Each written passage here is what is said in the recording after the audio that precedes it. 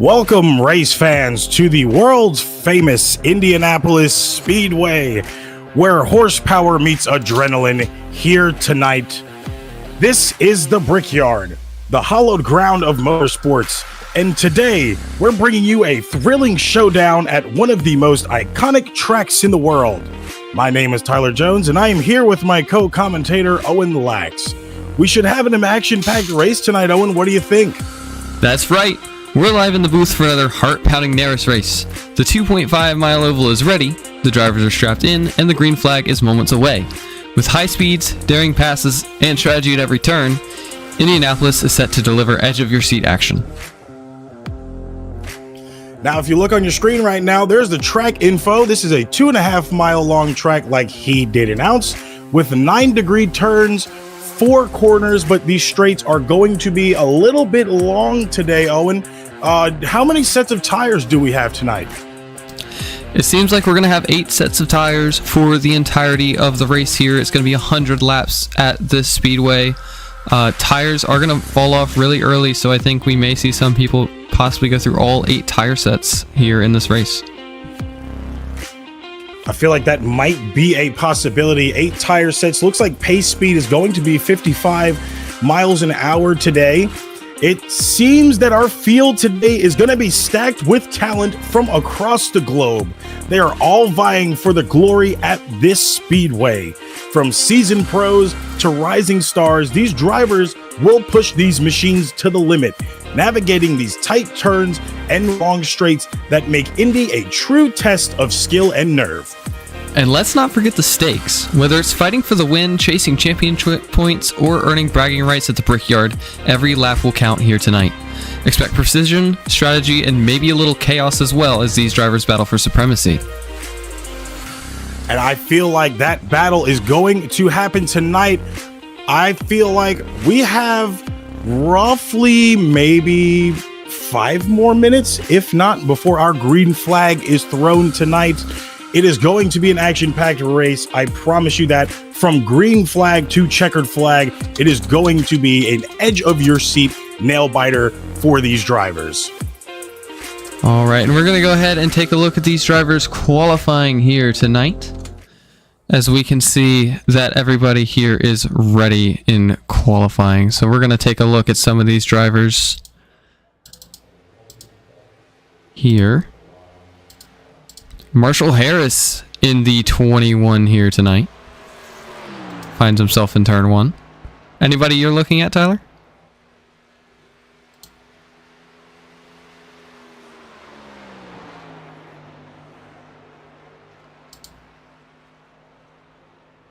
At 15 car, he ran a part-time car for Tricon last week, finished within the top 5, had an immaculate race for him to be brand new to this league. I kind of feel like I want to watch that 15 car tonight. Yes, he is in a full-time position now, but he still has a lot to prove to his team owner in that Toyota. And what I will say is Aaron Ramon did not get the points that he had earned at Michigan. So all the points that he would have earned in that 56 car don't apply to Ramon yet, since he wasn't in a full-time role. So we'll see what he's able to do here tonight to try and find himself clawing into that playoff picture. Is there anybody you've got your eyes on the track specifically here, as we have about roughly 2 more minutes to go? Well, someone I'm definitely looking at is the 18 of David Callahan. He's really been struggling recently after missing Darlington and having a little bit of inconsistency that we saw at Michigan. I think this is a race that Callahan really needs to get himself to turn around for the rest of the season, as Parker has been chasing him down. And his teammate, actually one of his drivers that he has signed to his race team, Mark Morton, he's already won 2 races with the team, while Callahan only won 1 back in like the second race of the year at Las Vegas. And, you know, speaking of Mark Morton, in that 8 car for tonight, he is another guy you're going to have to pay attention to here. He has won 2 back-to-back races. He is officially the first person to go back-to-back this season. You got to wonder, how much of a threat he is going to be for this championship race. I mean, we have playoffs starting within about 4 more weeks. So I feel like Morton has a lot to hang on to right now. He's already solidified, but he is still feeling that pressure from his team owner. Yeah, and I think we're going to see a lot of different things here tonight. We already have, we see 9 people have already qualified here tonight. We're still waiting on some other drivers. We see Max Wiesner has just actually completed his first lap in that 87.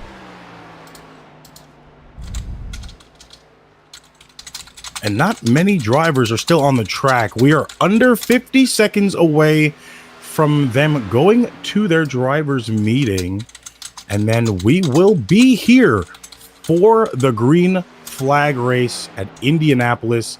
It is going to be action-packed, like we have said. Going through the field earlier, there are no new names for this week other than Aaron Ramon making his debut as a full-time 15 car for Tricon. Thaddeus Friel coming back in the 98. Didn't really see much of him last week, so I'm wanting to see him give a little bit more product. I mean, it's going to be tough for those Fords tonight. Out of everybody here, there's only 3 Fords. It is going to be a Chevy and Toyota dominant field.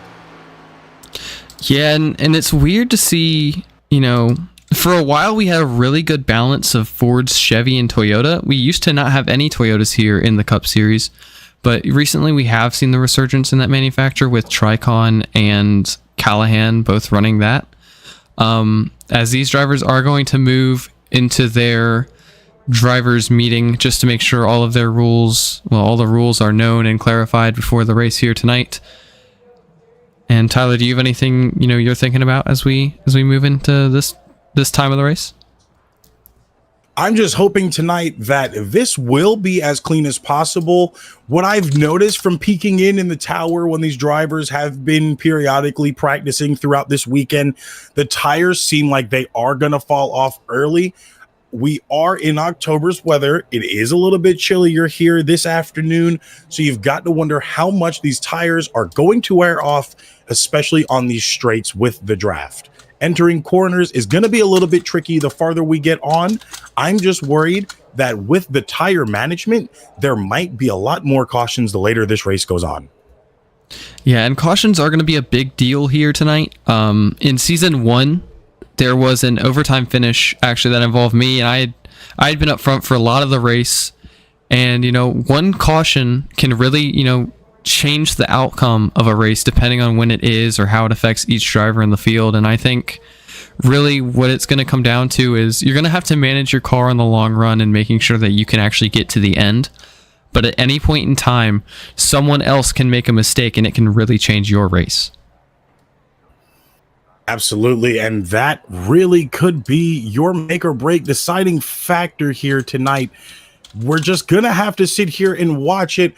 While we have some time, we are going to go ahead and just go to a quick commercial break just so we can get these drivers meetings underway, and we will be back with more action here at NARAS Cup Series at Indiana.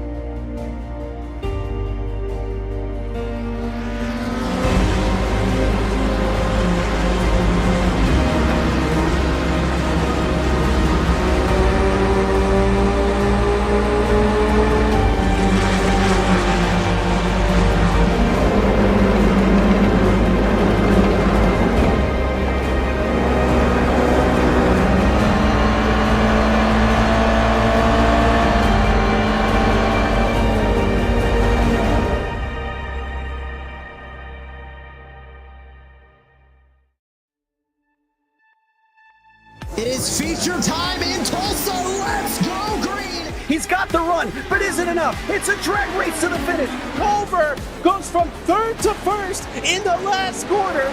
Experience the world's most legendary racing events with iRacing. iRacing special events allow any member to compete in full-length multiplayer races based on some of the biggest events in motorsports all year round. Compete in virtual endurance races, such as the 24 Hours of Daytona, Spa 24, and the Nürburgring 24 Hours. Take on some of the toughest races on the NASCAR calendar, such as the Daytona 500 and the Coke 600. We have races from disciplines across the racing world, from the Indy 500 to the Chili Bowl, from the Bathurst 1000 to the Crandon Championship. Our endurance special events utilize iRacing's team feature, where members can sign up and race together on their own team, swapping drivers throughout the race. Other events use iRacing Super Sessions, where you're not only racing against those on track, but against everyone taking part. As every race progresses, watch and feel the track change, with progressive time of day, dynamic weather and rain, and dynamic track debris and surface changes. Take on your favorite discipline, or try a brand new racing challenge with our biggest races of the year, the iRacing Special Events. Learn more at iracing.com/special-events.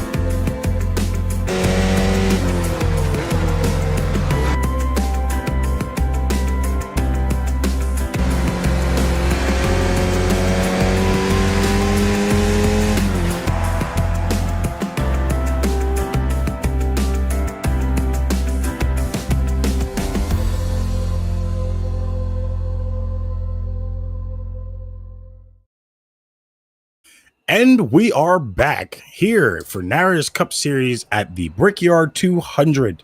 We are still anticipating these drivers to hit the track. They are still in their drivers meeting as we speak.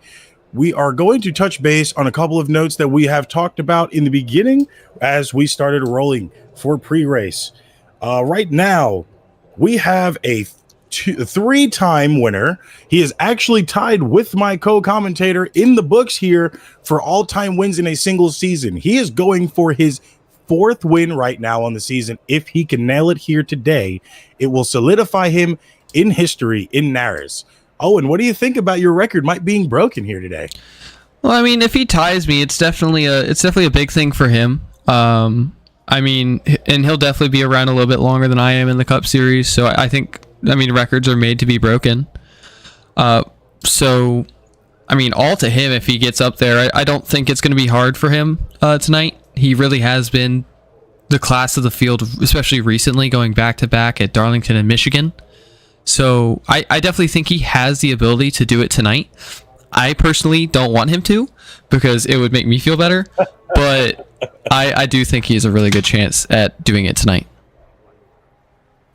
I feel like Morton does have that opportunity behind him, with him already having those wins. Like I've stated, it as of now, he can kind of relax, but I really wouldn't want to if I was in his position. You really have to kind of put your foot on necks, as some would say, and keep driving that car consistently.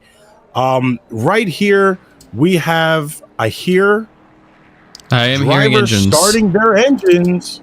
It looks like we might be rolling on warm-ups. There's already a car leaving pit road. As you can see, two cars are officially on track.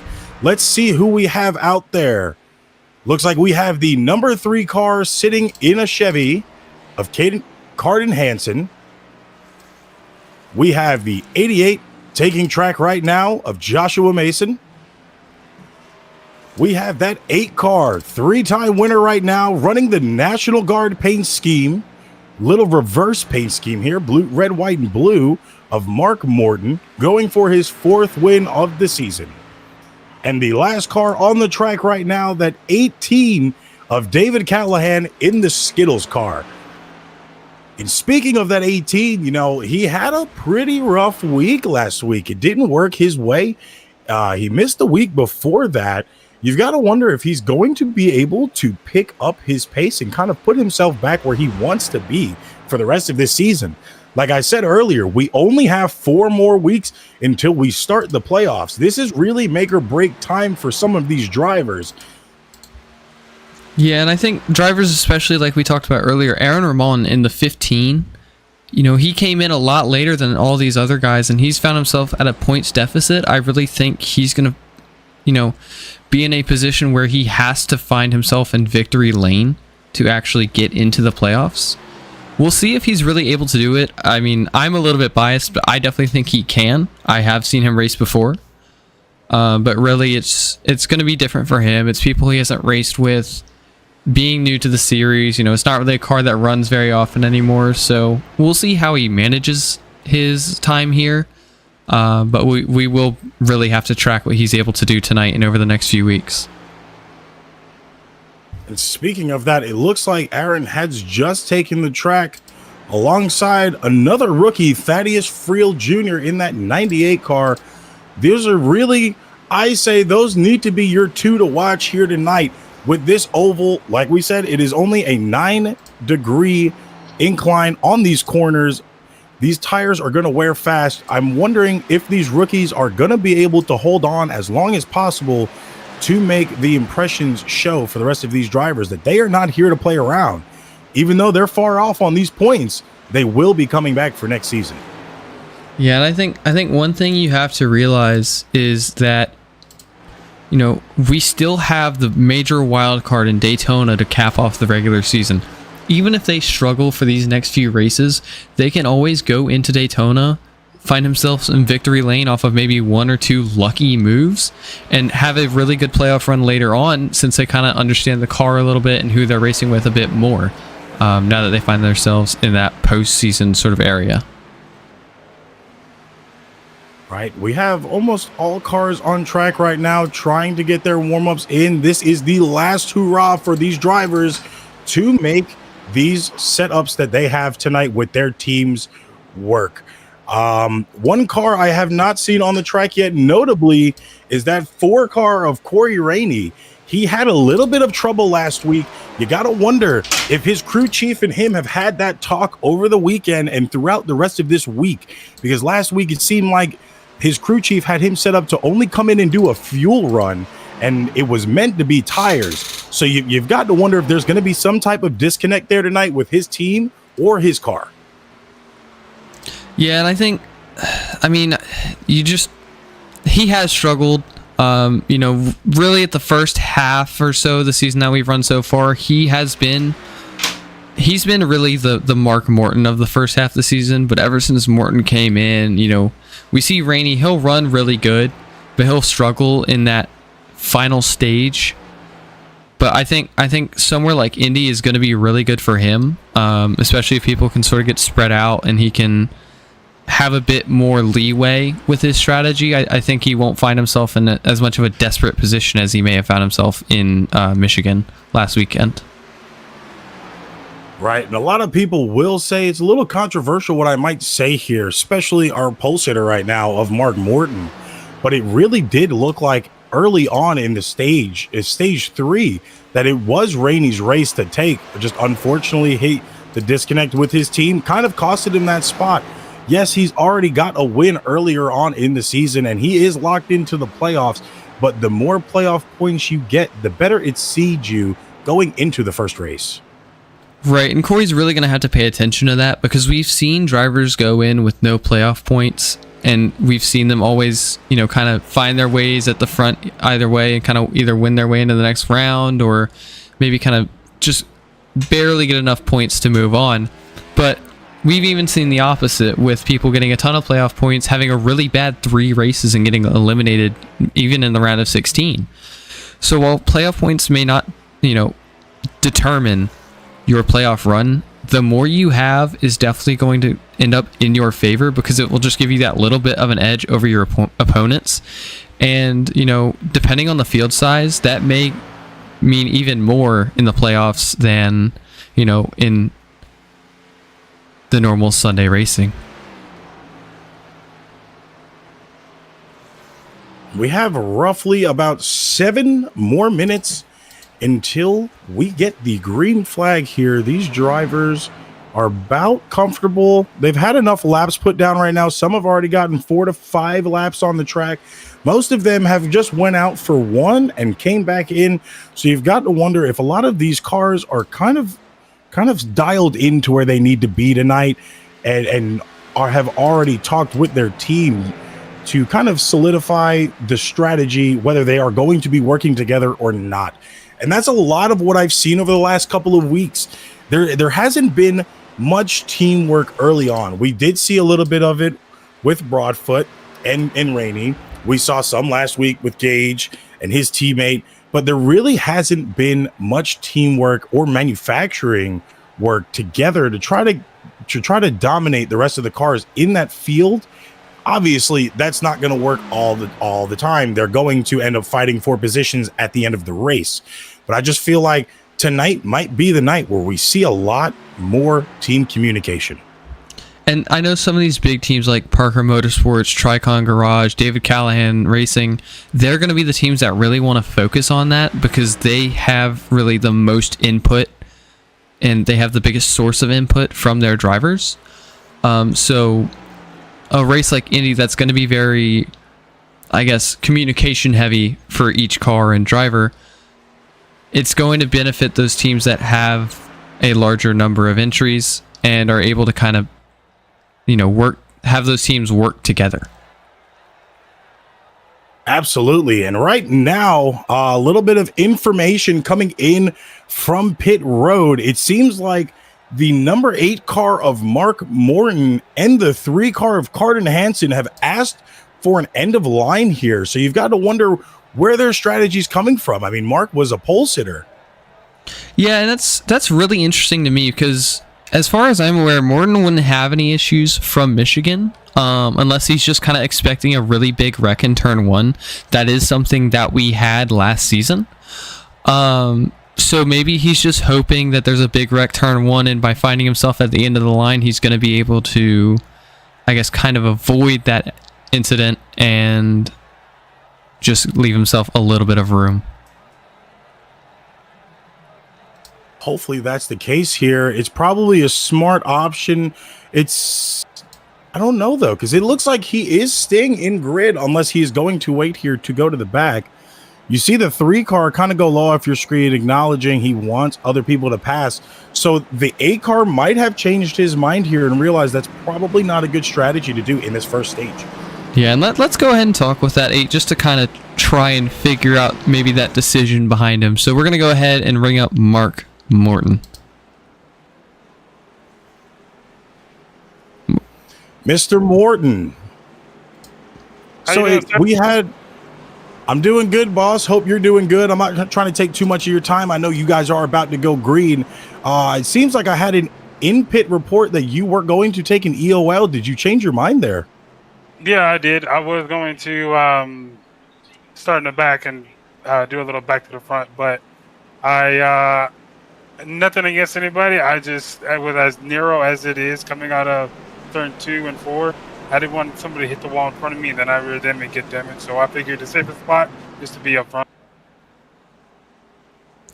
Yeah, and obviously some of that, like we said before, we did have an early accident last season, so I was on the pole for that race. I was up front in turn 1, and they all wrecked behind me. So I do agree that being up front could easily be the safest position for you at the start of this race.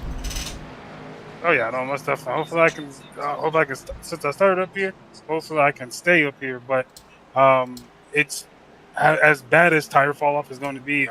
It's going to be another tire strategy race, which I don't want to say I'm great at, but I mean I've had better luck than others here, so hopefully I can keep the luck up.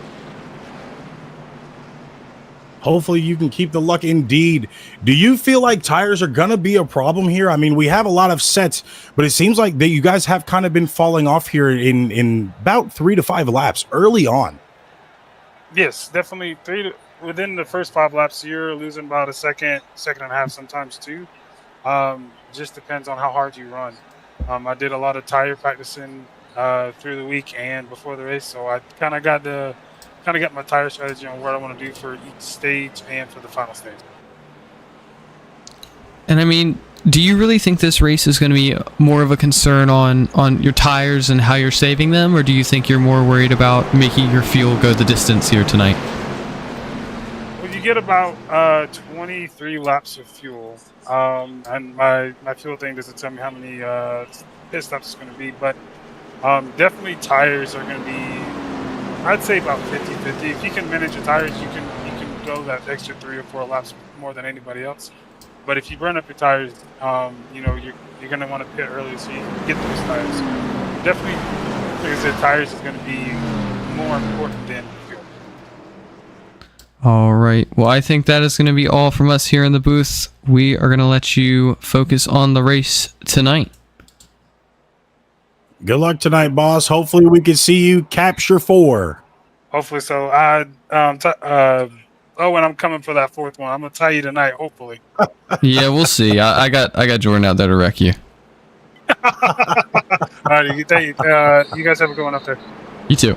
Yes, sir. Good luck tonight. Bye. And that right there, ladies and gentlemen, is your pole sitter back-to-back winner going for back-to-back tonight. The 8 car of Mark Morton in that reverse National Guard scheme is looking pretty good. He got something on that back bumper. I need to pay attention to what that is. I'll wait for those drivers to spread out a little bit more before I try to see what that looks like back there. I'm not sure I want to find out. Your starting grid, Mark Morton, Corey Rainey, as the pace car comes off the track. They are going to be taking the green flag this time by in the restart zone, and the green flag is waved. The track is finally starting to get warmed up here as these drivers are going around their first lap. Not too much movement already. Morton is still holding that bottom line, holding the lead, getting a little bit of a gap there, decides to go up high. Lucas Lewis and Marshall Harris in the back. Already an early wreck out of one this time. We made it further than last season. Once again, this is already starting to... This is already starting to be a common theme that we have already seen going from last week to this week. Caution was thrown within the first 2 laps. That happened stage 1 through 3 last week, and it's already being identified here again to start off the race. That is not a good thing to see. Hopefully it was just a little bit too... It was definitely an interesting wreck. We're going to go ahead and take a look at it. I did see the 11 of Lewis and the 21 of Harris. So let's go ahead and just take a ride with them and see what happens here.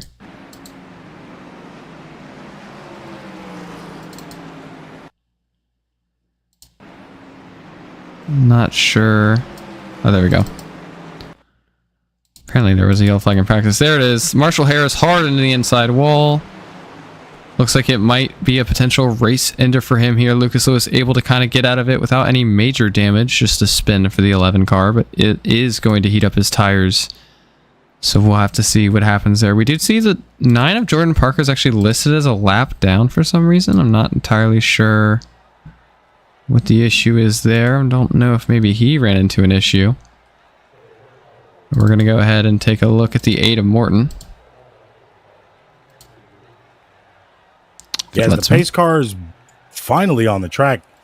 You got to remember, this is a long track. This is 2.5 miles, so these cautions are roughly going to be about 4 minutes long. I feel like it's going to make these drivers a little bit more antsier to get back around the track, to get back going green here.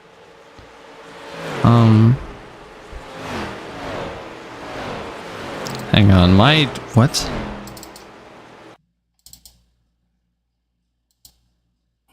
And not much has changed. Just a few cars are changing. Morton is still in the lead under this caution. Callahan is in second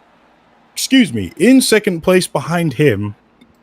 Joey Beam in third, the 55 of Burns. Wiesner in the 87 behind. Hansen behind Wiesner. Thaddeus Friel sitting in seventh now. John Lewis, that 11, in eighth. Mason, the 88 car, in ninth. And Rainey, that 4 car, sitting in 10th for right now. Seems like we are going to have a little bit of tempers flying kind of early here. I feel like it's a little too early to be seeing majority of the wrecks that we are seeing. Hopefully that was just too much throttle. They got a little bit loose, and that doesn't impact their race for the rest of this night.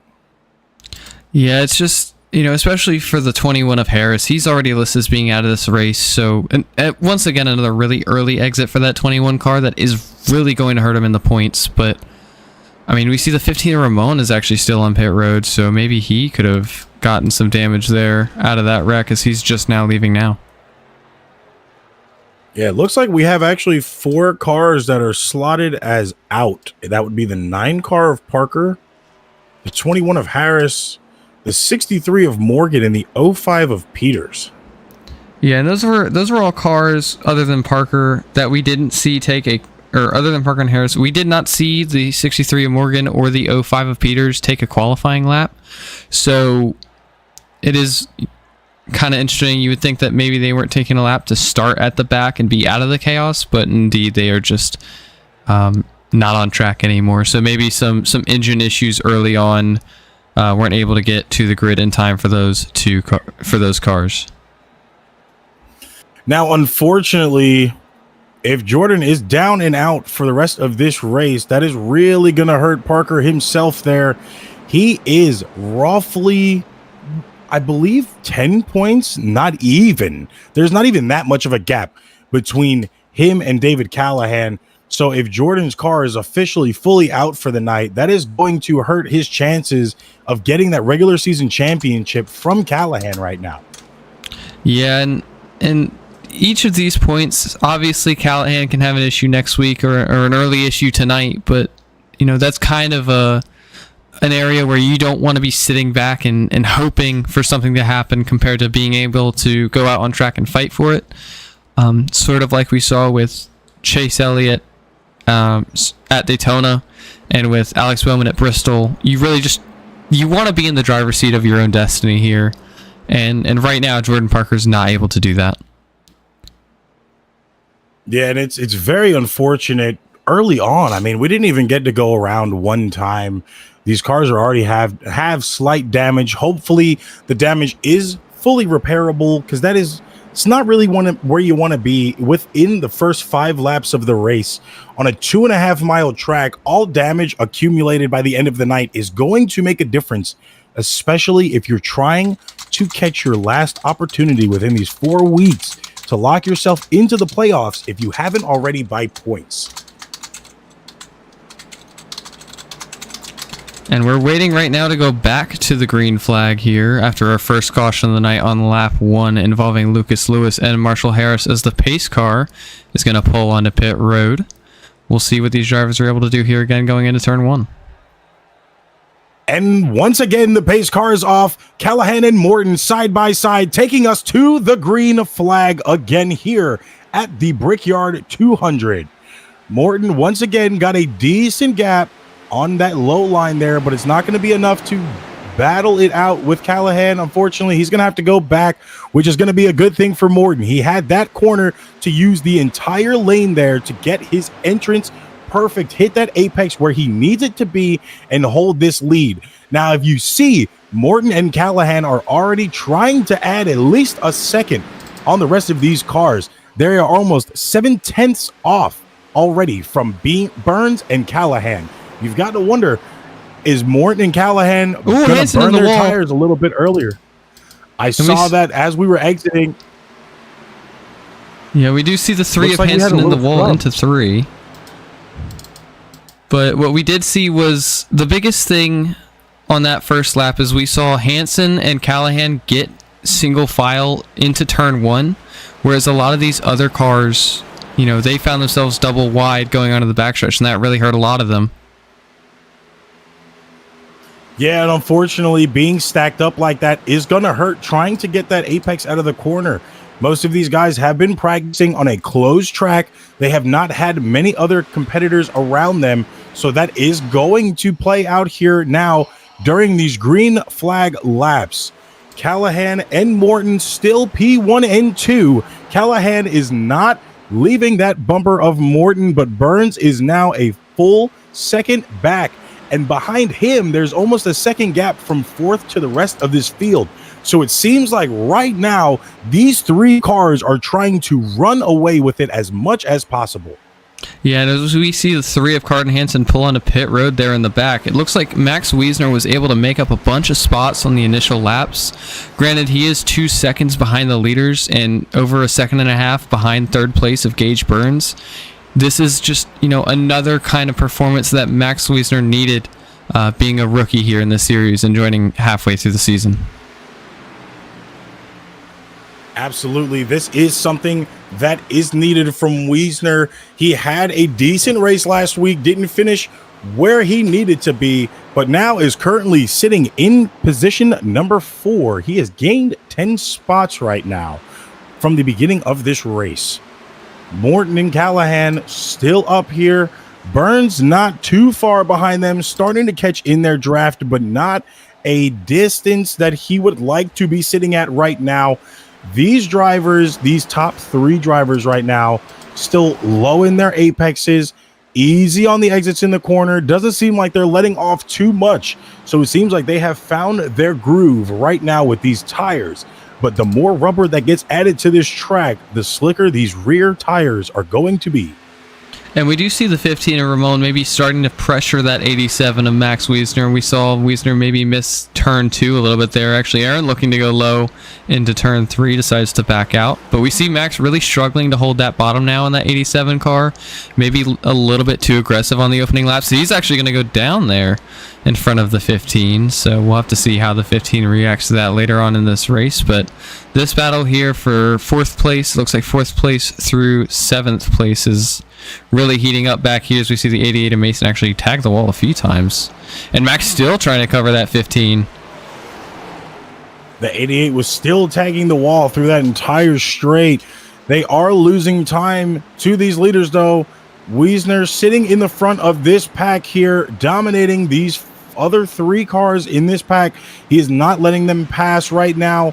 They need to use as much draft as possible. Oh, there it is. The 15 is going to go low and try to get a pass on Wiesner here in this corner. He might be able to get it. This is the line to take. Wiesner's going to be left upside high by himself and is going to lose at least 2 positions to that. So Ramon is now sitting officially in 4th place, leading the rest of this pack up to these leaders. And this also means that the top 5 is all Toyota Camrys here, then followed by a few Chevys, and the first Ford isn't found until you get all the way back in 9th place with Brandon Broadfoot and 10th place with Thaddeus Friel. So you have to wonder maybe if the Toyotas are just a little bit stronger here at Indianapolis tonight. And this is kind of what I felt like was going to happen, noticing early on when we joined into practice here in the booth that it was a very dominant Toyota race. Looking down at the field, how many cars were outnumbered compared to other manufacturers. Toyotas might be able to get another win tonight. Is just which Toyota will be getting that win tonight. And like we said, we really do believe that Mark Morton is going to be the favorite here, but you could also see a spoiler in Aaron Ramon or Gage Burns, even if there's a late caution. We actually do see Burns starting to fall off really heavily. He finds himself 3 seconds behind Mark Morton and a second and a half ahead of Aaron Ramon. But I mean, I think any Toyota realistically has a chance to win tonight. They all look extremely strong. I mean, all 5 Toyotas are in the top 5 here. So, I mean, we'll have to see if any of them are able to play their cards right and find themselves in victory lane. And now, looking back at the leaders here, Morton's still in the lead in that National Guard revert paint scheme. Callahan behind him in that Skittles car. They are not adding any time to each other, but if you look in 3rd place, That 55 car of Burns is nowhere in sight anymore. He has fallen back to the pack that Ramon, Lewis, Wiesner, and Mason are all in. So now they are going to have a 5-car pack going up to these leaders here. And I mean, I'm not entirely sure if all 5 of them will make it up to the leaders. We've seen Gage, he's been falling off these leaders extremely quickly. Wiesner and Mason have started to fall off after their battles because they are all over each other on the straightaways. So I think realistically the only people who have a chance to keep pace with the 15 and the 8 right now are the 15 and the the 18 and the 8 are the 15 and the 11. So really right now it's the 2 Callahan Racing Toyotas versus the 2 Tricon Garage Toyotas. Yeah, and what we're looking at right now doesn't seem like much teamwork is happening between all of these cars. Like I said earlier, that's kind of something you might have wanted to see tonight early on into the race and obviously fight it out at the end. But right now, it kind of looks like they are all just trying that one goal in mind, get up to the lead as much as possible. But fighting each other might not benefit that. As you see from Callahan to Burns, there is almost 4.5 seconds now and losing time still to Callahan. Callahan is actually adding time on to Morton right now. He is on that bumper of Morton. You could kind of see them in the back now on the straightaway cams, but there still has not been a lead change here. Morton has been dominant so far for stage 1 for 13 laps so far. This time past the line, going to be lap 14. We are already halfway through stage 1. And I really do think that we're going to see David Callahan sort of conserve his tires behind the 8 of Mark Morton. What he's able to do by being in the draft of the 8 car is kind of let himself out of the throttle a little bit, especially on the exit of turn 2, because he knows he's going to pick all that speed back up on the straightaway due to how long the straightaways are here at Indianapolis. So we'll have to see if Callahan's able to kind of play the, I guess you could call it playing the draft correctly here. But you see him, he's 4/10 off here. As we have a caution here at Indianapolis, it looks like maybe Max Wiesner, and I would assume that it would be Max Wiesner and the 88 of Josh Mason find themselves in the outside wall. Looks like out of turn 1. Let's go ahead and take a look at this. So Wiesner slow on that top side, nails the wall. Mason goes on the outside, and they just pin themselves up there, and the 87 finds himself turned around in the grass. It almost gets hit by the 22 of Broadfoot.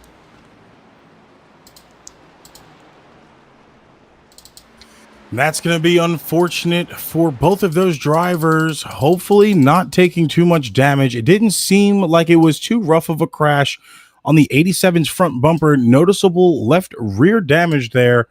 We're just going to have to pay attention to how his car performs when he gets back.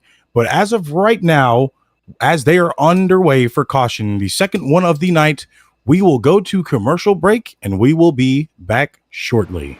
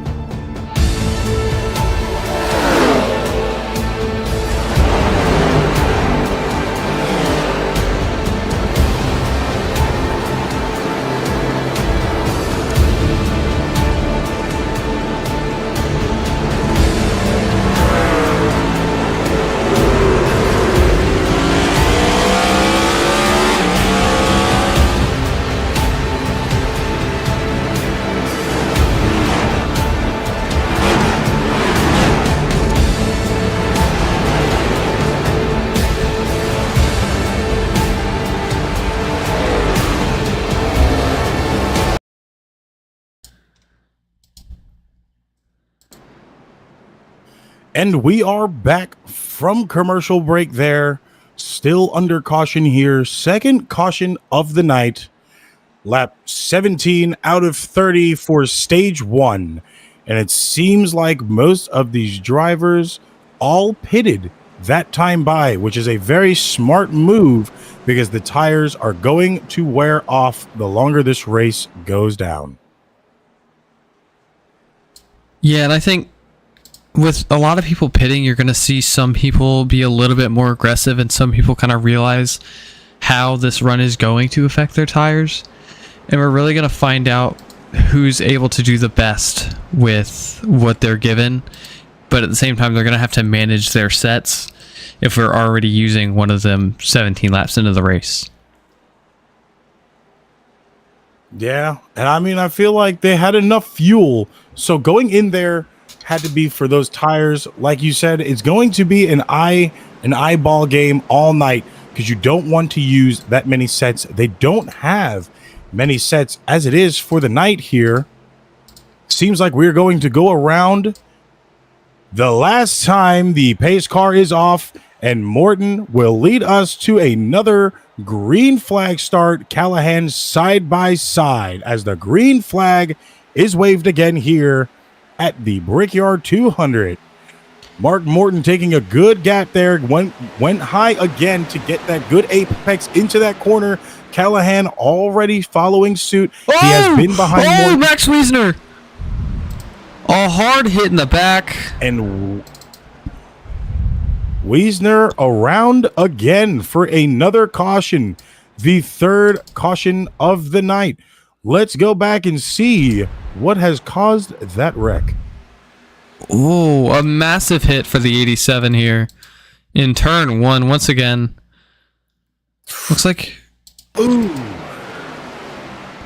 he gets that kind of apron and just gets loose and overcorrects, hits the 9 who just finally got back after computer issues, and the 3 of Hansen. So 2 wrecks in a row for the 87 of Max Wiesner. Really went from having a really strong night on his second race here and finds himself most likely out of this race now. Yeah, and that's tough. Wiesner is a returning veteran. He has been with this league since its days early on, roughly 10 years ago. So you've got to wonder if there's still a little rust under his belt with this track itself. Unfortunately, that is going to hurt him there. I don't know if he'll be able to recover from that. That was a head-on collision with the wall. Yeah, like we said, a major, massive hit for that 87 car. It's just something you really don't want to see here at Indianapolis.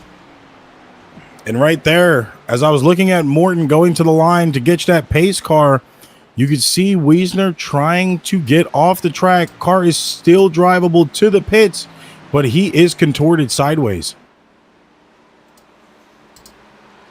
That is definitely going to be the end of the night for him. It looks like his axle on that left front end is blown out.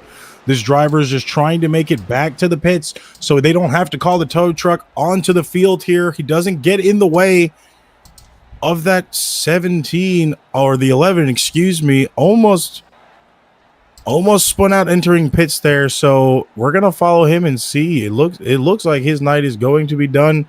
And he did not catch anybody else within that caution. Yeah, but just like we said, a massive hit for the 87. And just, I could see it happening maybe in stage 3, but this early in the race is, yeah. It's a big moment, I think, for everybody, just realizing how easy it can be to lose the rear end or the front end and find yourself nose first in that outside wall in turn 1.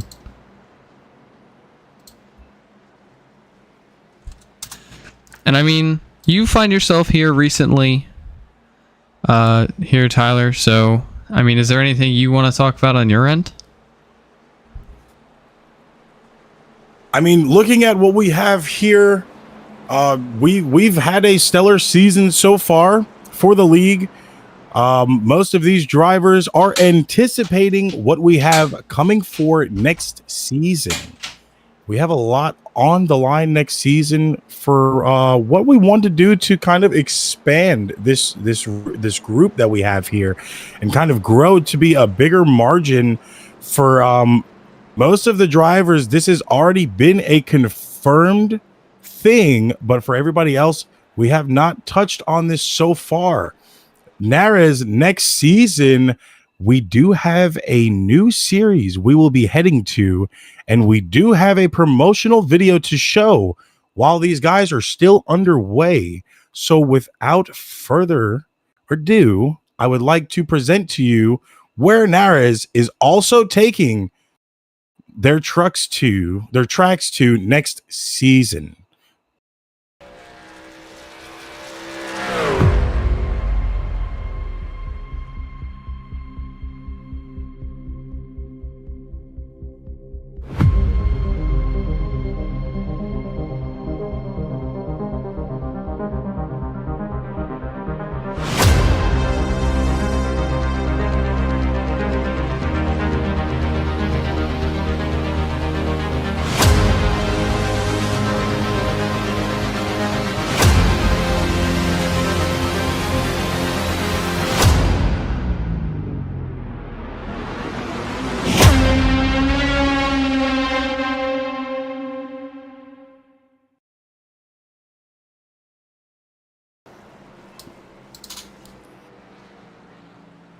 And that right there, ladies and gentlemen, is NARAS announcing that on top of the Cup Series, we are also branching out to the Truck Series exclusively here on Twitch. If you are listening to us on the YouTube side of the broadcast right now, we are actively live on Twitch as well for this race tonight and will be for the entire Truck Series next season. So please make sure you are following both channels if you already have not. Yeah, and obviously, like we said, the trucks will be a new season or new series in season 3. However, I will not be there as a commentator, and I think someone else that's in this area will be. Yes, sir. I will be taking over lead commentary for the Truck Series in 2026, and I have a color commentator and a co-commentator, a really good friend of mine, going to be joining me in the booth next season. As it looks like the pace car is about to pull off here, and we're going to try to restart once again here at Indianapolis and the Brickyard as the pace car pulls down onto pit road. Pace car is off, and once again, it is Morton and Callahan side by side, taking us back to the green here, underway once again for the Brickyard 200. As it looks like no wonder. Go ahead. As it looks like Morton's once again going to be able to clear his teammate, and the 98 of Thaddeus Freeman is going to get into the wall back there and slow some of those guys down. We're going to see Morton and Callahan once again battle for the lead. Aaron Ramon finds himself in third. Gage Burns fourth. Broadfoot's found his way as the first Ford in this pack into P5, and then you have a disconnect to the 41 of Beam, the 4 of Rainey, the 11 of Lewis, the 88 of Mason, and then the 98 of Friel in P10. And if you notice here, Callahan has got his pace down. He is now bumper to bumper here with Morton, giving him the edge off. We are at lap 22 of 30 for this stage. Stage number 1. We still have an immense amount left to go, and already Morton and Callahan are putting on a show up here, practically telling these other drivers, catch up. Yeah, and we'll have to see what drivers are actually able to do that, as it looks like Aaron Ramon's kind of holding his ground right now. Looks like Broadfoot may be falling off of Ramon Burns as well. So I really do think that these Toyotas have been the pace of have been really just the best in the field right now, and we'll have to see if anyone's kind of able to step up and match the pace that they've had. And like you said, it is a Toyota dominant race right now. Only four, within the top 5. That would be the 8 National Guard car of Mark Morton, that Skittles car of Callahan, the 15 of Ramon, and the 55 of Burns. Yeah, and actually it looks like Brandon Broadfoot, the only Ford that's within the top 5, has just set the fastest lap of the race. So we'll have to see what kind of pace he's bringing for these last 7 or so laps. Broadfoot is trying to bring the fire for these top 5 drivers as his teammate and team owner Corey Rainey is now behind him. You've seen a lot of their teamwork last week at Michigan. You've got to wonder if they're going to work together to try to get into 2 and 3 here right now. Yeah, and we've seen Corey be a really good teammate, not just an owner for all of his drivers. We saw it earlier in the season when John Deeds was in that 16 machine. Obviously, he is no longer in the series, but Corey's really been a little bit selfless when it comes to his drivers. Like, he can be incredibly aggressive behind the wheel, but when it comes to his drivers, he's been a really kind of give and take with them. He doesn't cut them all the slack like he's just giving them position, but he will work with them to try and put both of them in a really good position for the race.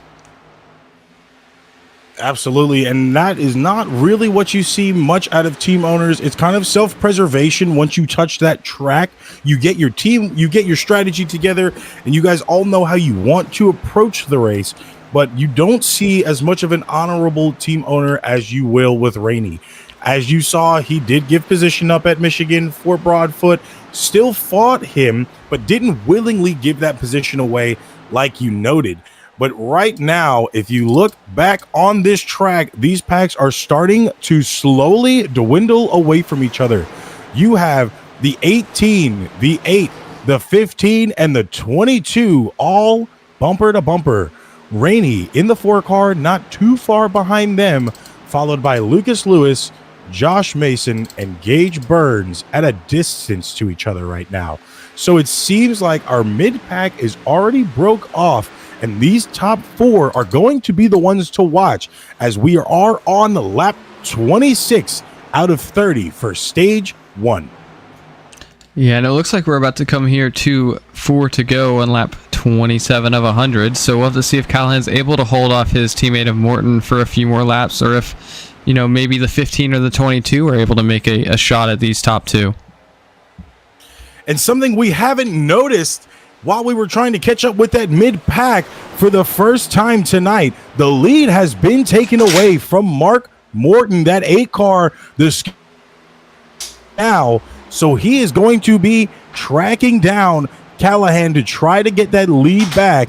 Callahan right now in a good position. Jordan Parker, his other rival on the track in P13, right now is in the pits as Callahan has the points lead going into the playoffs within 4 weeks. This is the position he wants to be in to solidify that points difference to Jordan. But at the same time, it's going to throw Jordan off because he needs those points to get this regular season championship, as Morton and Callahan are side by side right now, exiting that corner to the straight. Morton has the slight edge on Callahan, but Callahan has that draft from the top, but that does not matter. Morton is going to be able to take that lead back. Unfortunately, doesn't have the good apex there in the corner. Kind of hit that apron, almost lost it, had to give up that time. Unfortunately, it is not enough for Callahan to get that back. 15 and the 22 are giving Morton that edge. Morton officially passes Callahan and will now reclaim the lead. Yeah, we did see Callahan try to hold his teammate of Morton really tight on the inside in 1, and it did actually work out for him, but he just wasn't able to hold him as tight in turn 2. And it actually allowed the 15 and 22 both to get a run, as the 22 is going to go to the inside of the 15 of Ramon, find himself P3, maybe look for a move on the 18 here out of 4. Side by side with the 18 now as he's trying to make that move, but does not have the draft to do it. Going to that rear quarter panel, almost edging back to get in, but no, will stay up there. Has the 15's draft and is now in P2. The first Toyota to break the top 3 will be Broadfoot, but they are letting Morton run away. They are 8/10 back from the leader right now as we are on lap 29. This is going to be the last lap of stage 1, as it looks like Morton is going to be able to take it if these 4 cars behind him do not catch up. And we did see the 4 of Rainey and the 11 of Lewis really catch up to these 3 here battling for second, so they may find themselves in a position that they can maybe squeeze a few more points out of stage 1 here.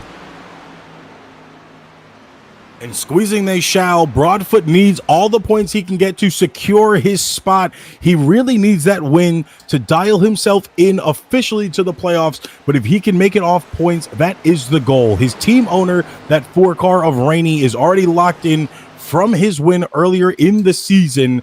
But right now, Broadfoot getting as much points as he can, sitting in second. Only 2 Fords in the top 5. That is Rainey and Broadfoot. 3 wide for the back as Morton is going to take stage 1 here. He is solo by himself, a second off from the rest of the pack as we are entering the last turn. Going to end stage 1 will be Mark Morton as your stage winner.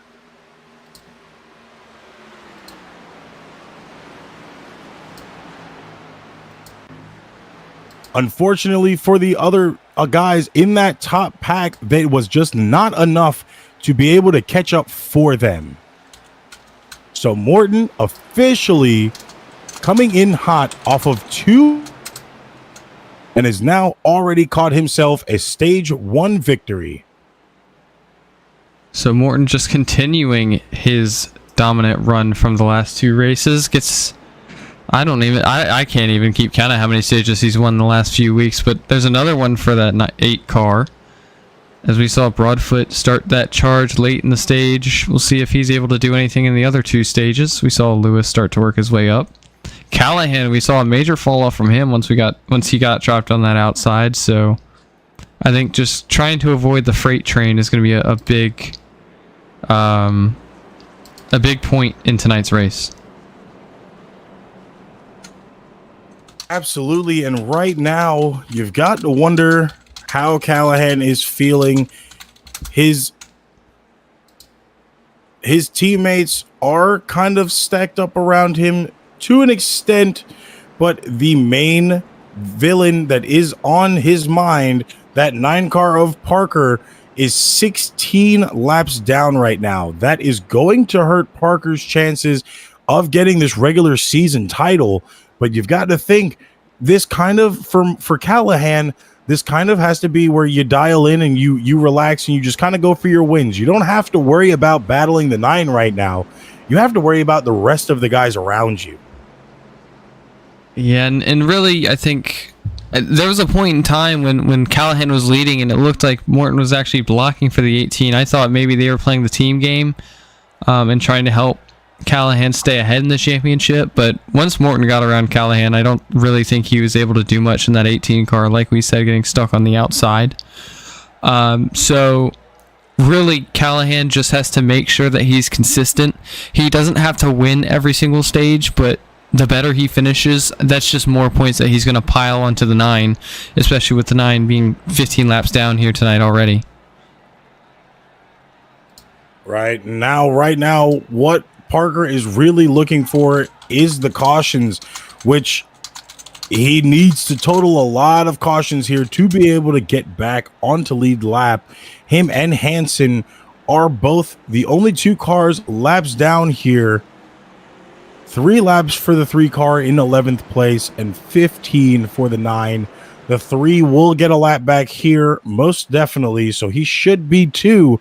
But for Parker, that's not what he needs. So we're going to have to keep a close eye on how the rest of this plays out, because if somehow Parker is able to make his way kind of back in this fight, it's going to be a lot for Callahan. But with only 100 laps, and we've already done 30, that is 70 laps left to go. I do not think that'll be enough time for the 9.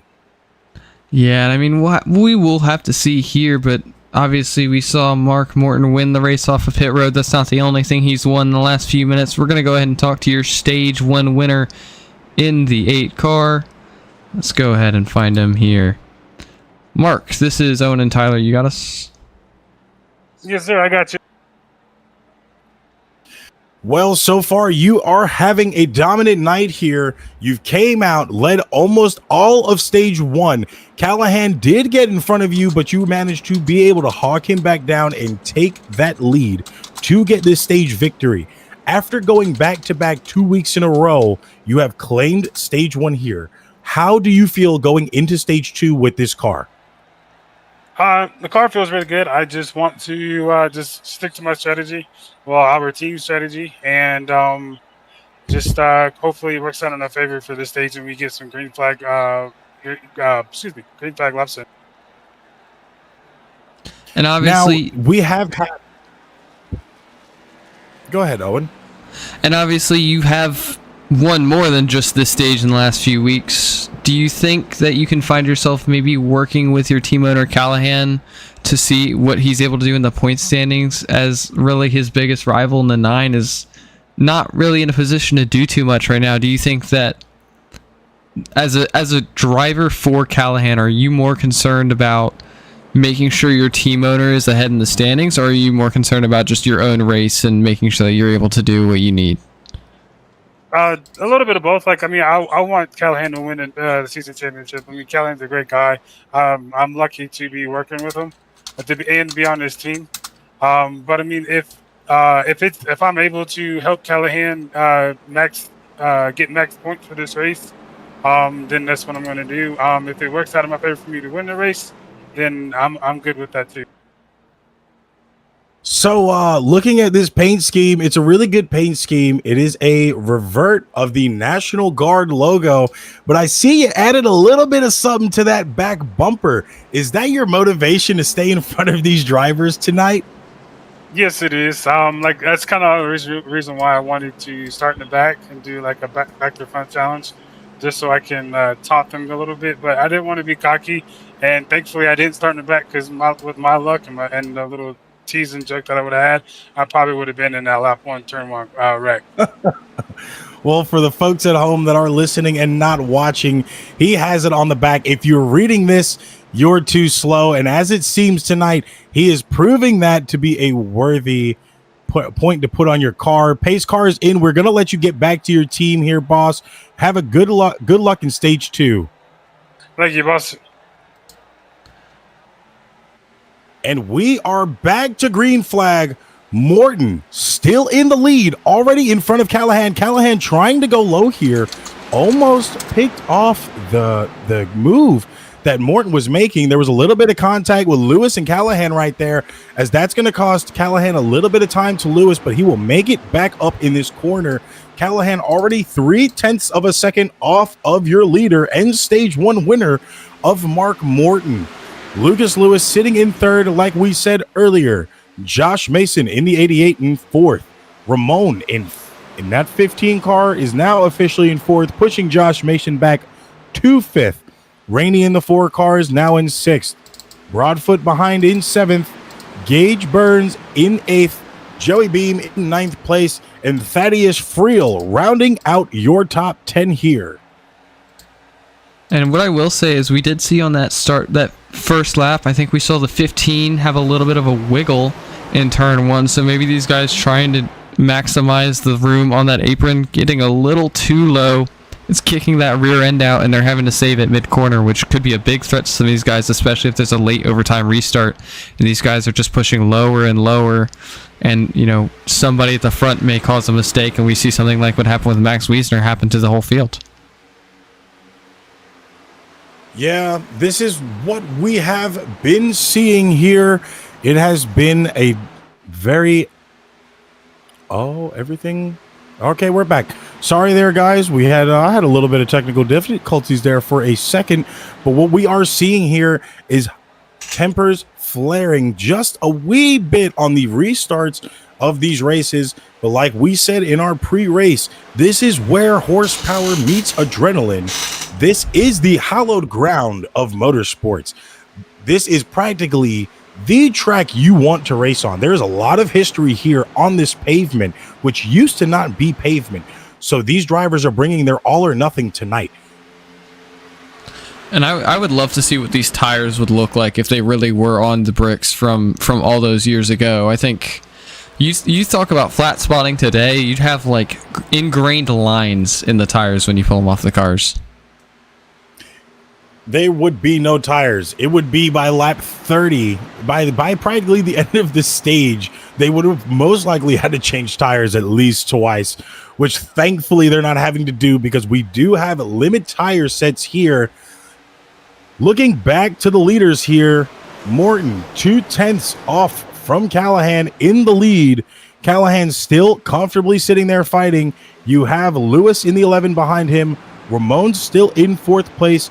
Rainey in 5th place. And it already seems like this is right back to being a dominant Toyota top 5. And that just goes to show you, maybe how much more practice that some of these Toyota drivers put in. You always hear about drivers like Morton, Callahan, Gage Burns, you hear about a lot. Lewis and Ramon, we haven't heard a ton about getting some practice laps in, but those 3 other Toyotas we do hear a lot about. So it's really not too surprising to see them up front because they are putting so much more time into making sure they have the track down. Obviously, another person who puts a lot of practice in is the Nina Parker, but he wasn't able to do much today due to his issues. So we'll have to see if these Toyotas are able to just continue to show the line, dominate the race, and we'll see what they're able to do here at the end. And speaking of dominate, Morton, your back-to-back winner, going to break Owen's record right now of trying to get 4, or tying his record, of going to get 4 in a row, is not letting down. As you saw on the cam, those last 2 laps, he was weaving and going with the pace behind him to A, not let them get clean air to get around him, and B, to keep himself in that draft, to keep his edge off.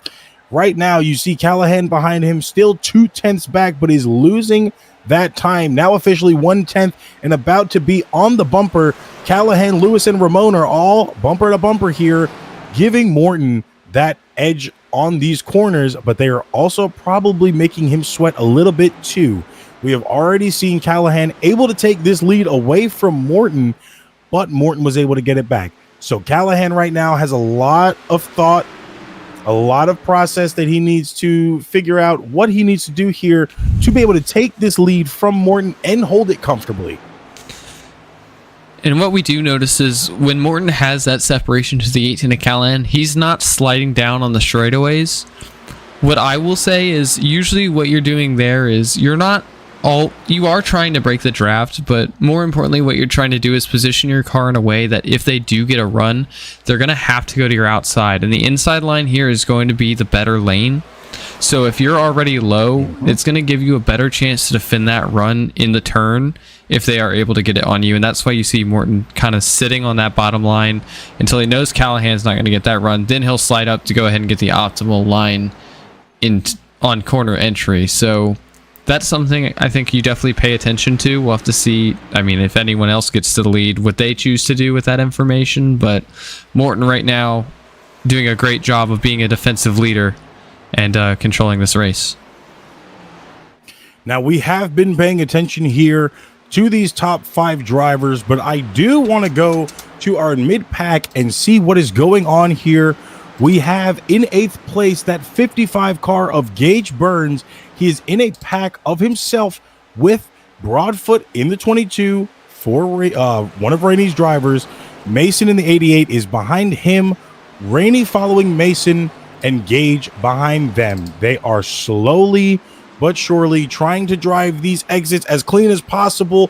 Rainey almost touched the wall there. Gage seems to be the most comfortable exiting these corners out of all 4 of these drivers, And what we do notice is, yes, these two packs are extremely split apart, but all 4 of the cars in these packs, if we take a look at the first 4, they're all relatively tight knit together within about a second or 3/4 of a second, which is the same thing we see here in Brandon's pack, maybe a little bit more spread out in this one as the tires are starting to wear off, maybe a little bit more back here.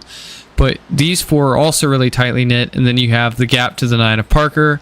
I think Joey B may have actually had an issue because he was behind that 9 car. But you kind of have a bunch of... Joey B is actually going into pits. And that makes me think that B maybe hit a wall somewhere. And yeah, you can see some heavy damage on the right side. Looks like he's going to be done for the night.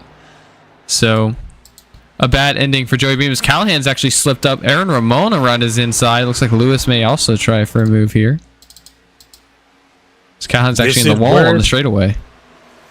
This is where it's going to start being some trying times for some of these drivers.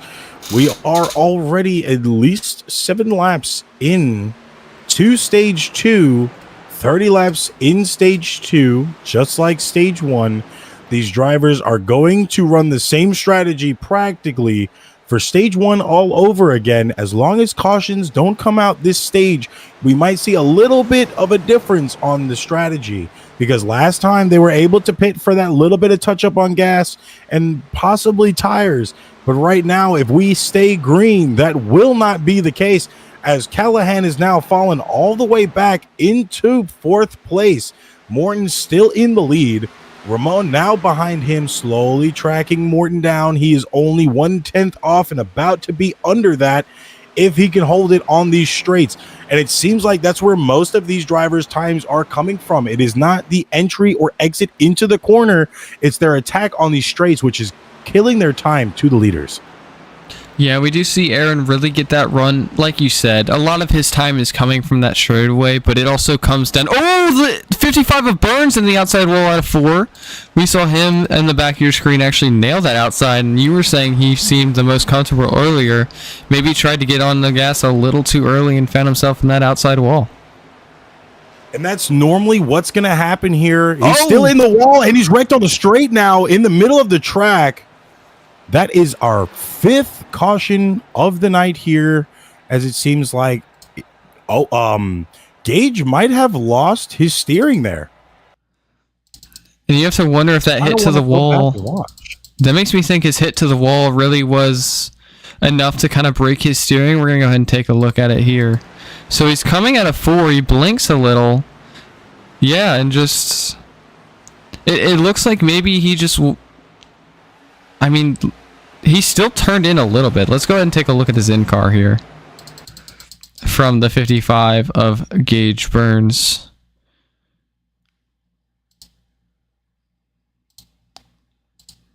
Alright.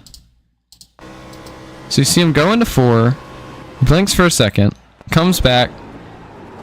He doesn't lose steering. The car just goes straight. And then he loses steering. You can see him trying to gas up, maybe. And then it looks like he just kind of catches this pit wall here where it changes, and it pops him in the middle of the track, stops, and throws out the caution. Well, thankfully, when he hit that infield wall and spun on the straight, it didn't collect anybody else. Majority of the pack was already around him. That is going to be devastating for him and the rest of his teammates, because that is going to add a lot of damage if he is not officially out of the race tonight. The good thing for Burns is right now he does have a cushion to the cutoff line in the points picture to make the playoffs. So, and with Morton and Callahan really, dominating this race, it puts him in an even more comfortable position, because it's less and less likely that you're going to have a new winner tonight. Although we do see the 15 of Ramon, like we said, kind of giving a little bit of maybe a reason to look at that 15 car tonight. Absolutely. And like I said, he had a lot to prove last week, only being a part-time runner in that 54 car.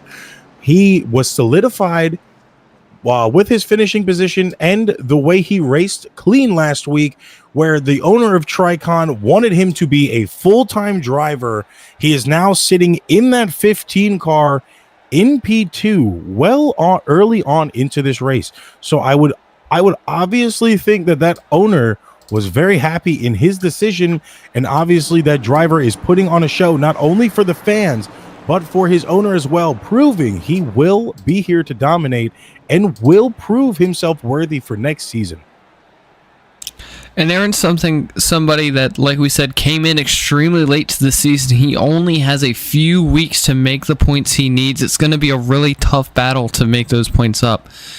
But the best way to not have to get those points is to find yourself in first in one of these races, as we actually see the 11 of Lewis almost getting to the side of that 15. But Aaron really in a position where, like we said, most likely needs to find himself in victory lane in the next few weeks to really have a chance at the playoffs here.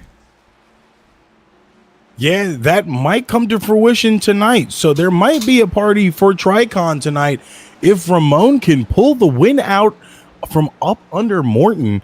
That is going to be a big testament here for Ramon himself, being the newest guy on this track and being able to pull a win from a veteran is going to be a very, very big news for this week, and probably the biggest thing for him this entire season. Yeah, and we'll really have to see how he can affect that playoff picture. We have seen that cut line move quite a bit in the last few weeks. Maybe not because of new winners, but just because of differences and who's showing up and who's getting points. So we'll have to see if Aaron's able to kind of get a little bit lucky with who shows up, get some of those points back, and make a genuine run for these playoffs. Right now, it looks like our restart grid is going to be the 8 car of Morton still in front, telling the rest of these guys, if you are reading this, you are too slow. Morton going to take that low line. Ramon is going to follow him low, followed by Lewis as well. So Callahan, oh, nope, Lewis threw us off. He is going to go high with Callahan behind him. Broadfoot is going to go to the bottom as well. These are the guys that were all racing right there in that top 5. Broadfoot was disconnected and in that second pack. So now this is Broadfoot's opportunity to work his way back up into second and watch Rainey follow behind him to get both of these Fords in that top 5. You have not seen much of the Fords do something in particular here to make their moves to get back up, other than Broadfoot and Rainey. Right now, it looks like all 3 of those cars, the 22, the 98, and the Ford, are all going to be behind each other. So you've got to wonder if the Fords are going to try to work together here. Yes, they are outnumbered by 1 car in that top 5, but if they can get a good apex and cut off, you can see all 3 of those Fords, either 2, 3, 4, or 1, 2, and 3. And what I will say is, like I said earlier tonight, it's been a really long time since we've seen Chevrolet not be the dominant manufacturer in this league. I think really the first time we ever saw it was at Darlington. But even still, you saw the 09 of Isaiah Fox kind of start making a run there at the end in that Camaro. So, I mean, really just not what we expected to see from Chevrolet, especially this weekend. But all credit to Toyota and all the Ford drivers. You know, looking down at the back of that field now, we watched that 41 of Joey Beam go out. He's officially out for the rest of this race. Wiesner earlier in stage 1 went out. Like we said, the 21 and the 05 we have not seen on the track. The pace car is in. Morton is going to take us back to the green flag here with Lewis outside of him. This is a close match to watch here as the green flag is waved and these drivers are back from under caution. Morton is going to stay in that line he normally likes to take, go low. Looks like Lewis followed him a little bit too much into that grass as you see contact in the back of that pack there off the wall. Morton already in the lead by 1/10. Lewis behind him. Callahan off by 5/10 with the remaining following. Oh, there is a lot of shuffling right now from Lewis and Morton. It looks like Morton was blocking Lewis there from going around him into that line. Did not let him get that position. Still holding the lead. This is going to be a match to watch right here because these 2 cars are already slowly starting to pull off from Callahan in third. 0.8 of a second off. About to be a whole second and a half roughly in the next couple of laps if they can't dial it in. And you see Morton and Lewis are only 2 cars right here. This isn't a draft dependent track, but the draft definitely does help on these straights, as you can see right now. Yeah, and I think what we saw from Lewis is that's probably the most aggressive we've seen anybody start on that top line. Obviously, he's going to get in the wall there at 2. But we did see Callahan starting on the outside of Mark Morton for most of these starts here tonight. And you see him kind of maybe not get too aggressive trying to make that move. But I think Lewis knew that he only had 1 or 2 laps to make the move on the 8 car and really took his best shot and could have possibly hurt himself in the long run with that wall tap out of 2. Yeah, and you can see it right now. That wall tap kind of took him off pace a little bit. He is now sitting 5/10 back slowly bringing that time back down because it is these long straightaways. We are at a 2.5 mile track, one of the longest tracks we will touch in this season. Only 4 weeks away from the playoffs. These drivers are leaving nothing behind but tempers and rubber all over these tracks. Much tempers have not been flared here in stage 2. We've only had a few cautions. Morton diving down low there, trying to break that draft and get Lewis off of him to get a little bit less time between, get more time between them. Excuse me. It is not working. Lewis is shadowing Morton as much as possible here, as you can see. It's not adding positive time for Lewis, but it's also not. He's not gaining nor losing here. I'm trying to pay attention to the ticker right now and just watch this time progression. You see Lewis gain all of this time in the straights, but Morton's entries to this corner have him tenfold. He's not able to keep that time down.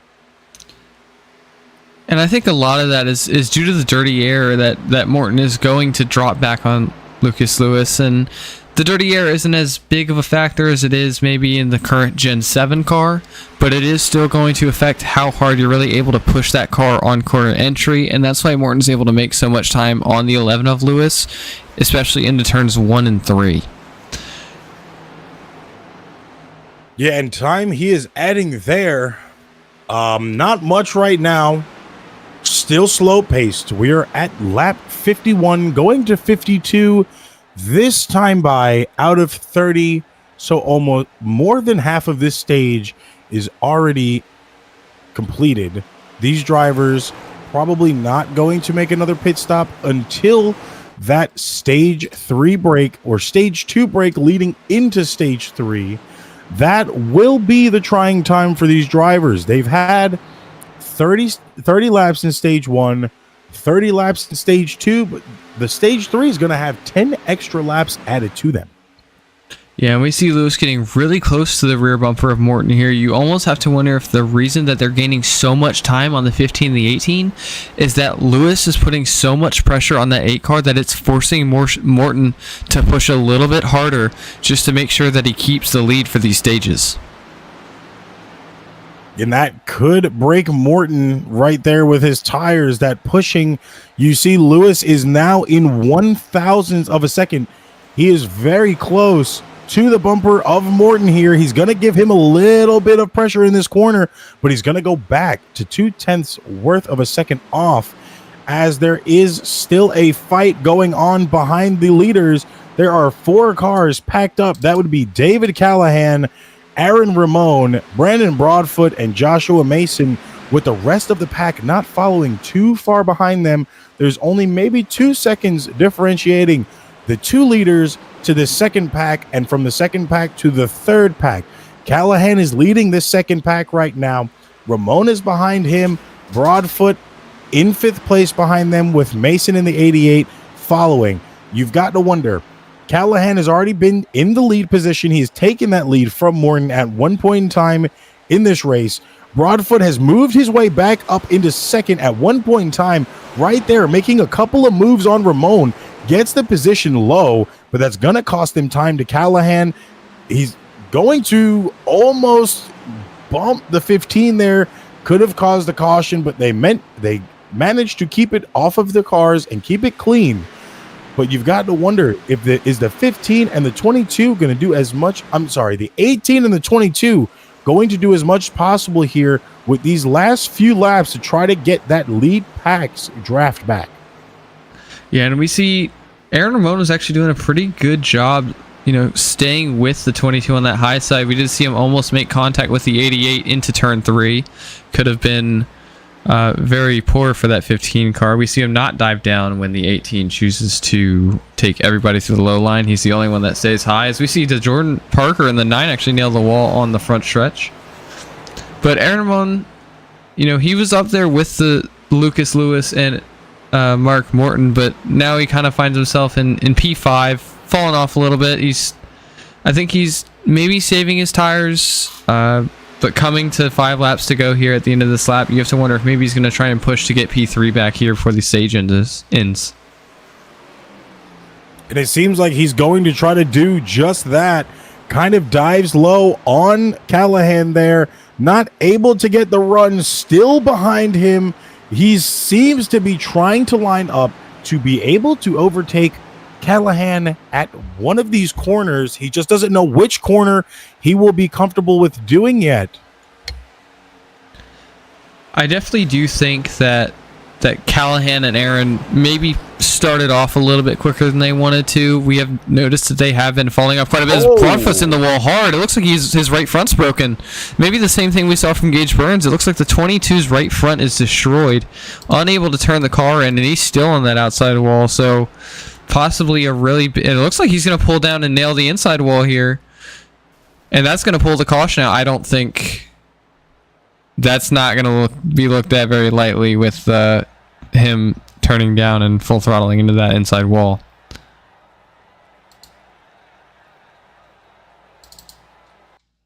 Now, I kind of want to go back and this replay and see what had happened there. We saw the initial contact with the wall, but I would like to go to that gyro cam to see what happened after. It seems like he might have lost some of his steering and couldn't control it and just had no choice but to go low. And that's something we see really often with when they hit really hard in the right front is, it looks like his steering snaps to the middle. Same thing we saw with Gage Burns, just a really hard hit to the outside on the right front. You kind of lose a lot of your ability to turn the car in, and I think eventually he finally does get the car to turn down, decides that it's not worth pitting, and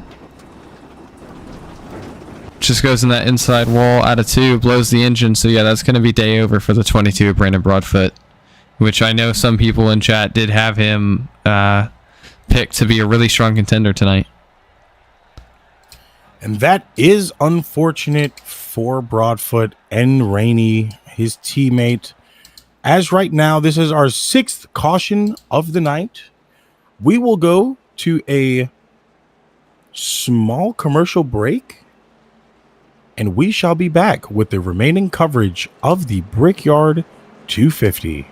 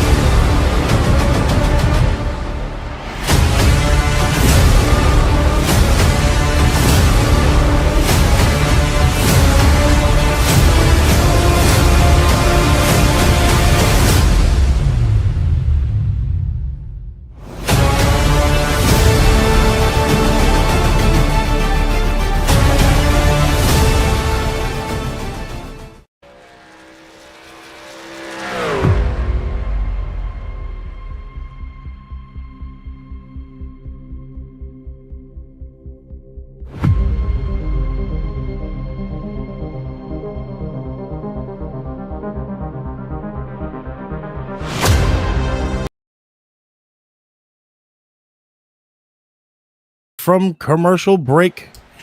Back with the green flag here for the remainder of this stage. I cannot speak English.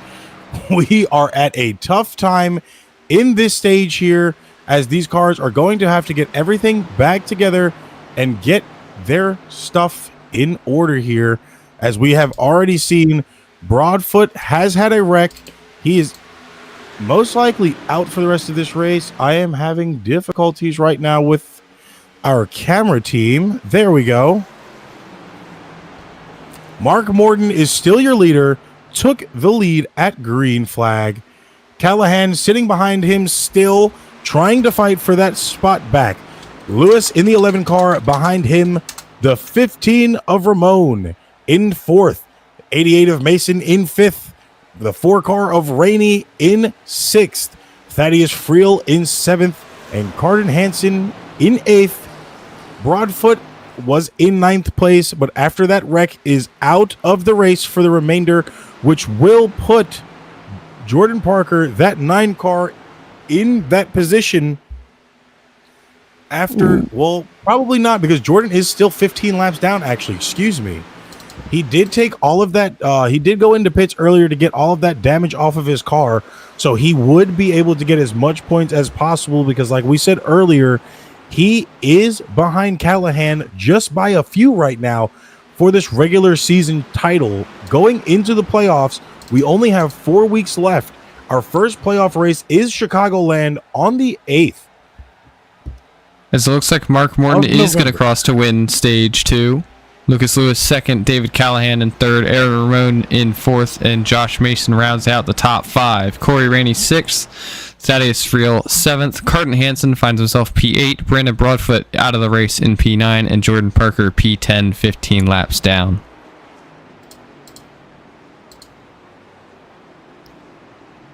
And it is very unfortunate here. Most of these drivers have been trying to do everything in their power to make these cars work and be the silver bullet to get themselves up into the top 5 right now. Morton is just an unbeatable vehicle here tonight. He has been leading this race. We've only had, I think, 1 to 2 lead changes, and I believe that was him and Callahan back and forth. No one has been able to take that spot from Morton right now, and that is going to be another victory for Morton. This is very similar to his last win at Michigan, where he came out and practically dominated that entire race. You've got to wonder, we are in stage 2. There are going to be 40 laps left in this entire race.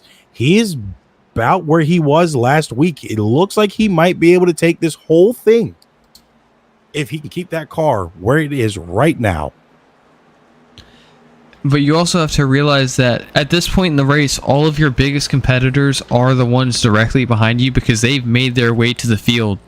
So, you know, the 11 of Lewis, the 18 of Callahan, the 15 of Ramon, even the 88 of Mason, while he's sort of been falling off in the middle of the run, they're going to have the chance here to have another shot at the 8 of Morton, maybe from a little bit closer than they did at the start of the race, or maybe the start of the second stage.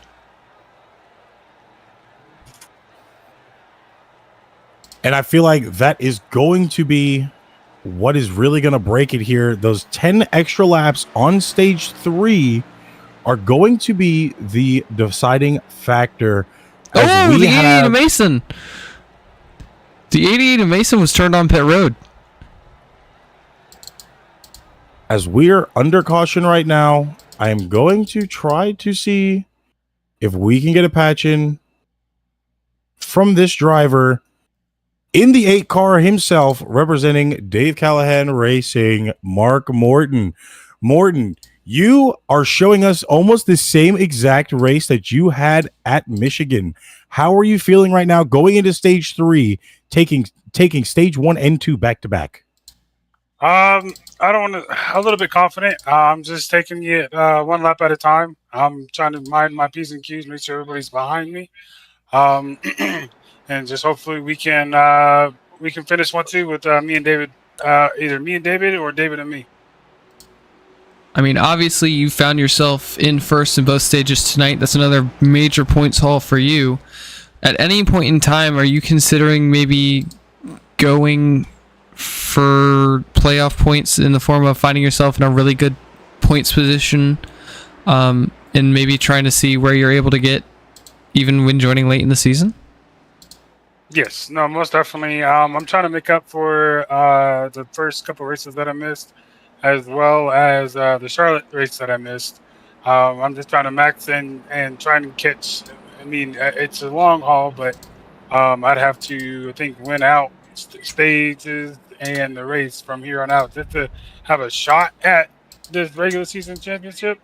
But I mean, that's a long haul. I'm just trying to maximize my playoff points.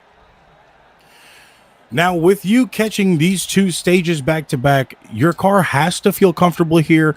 You probably still have at least a few sets of tires left. Are you really feeling like much needs to be changed for this last stage, knowing that we have 10 extra laps than stage 1 and 2? Yes, no, most definitely. With their shade being in turn 1, it is kind of it's kind of like a teaser.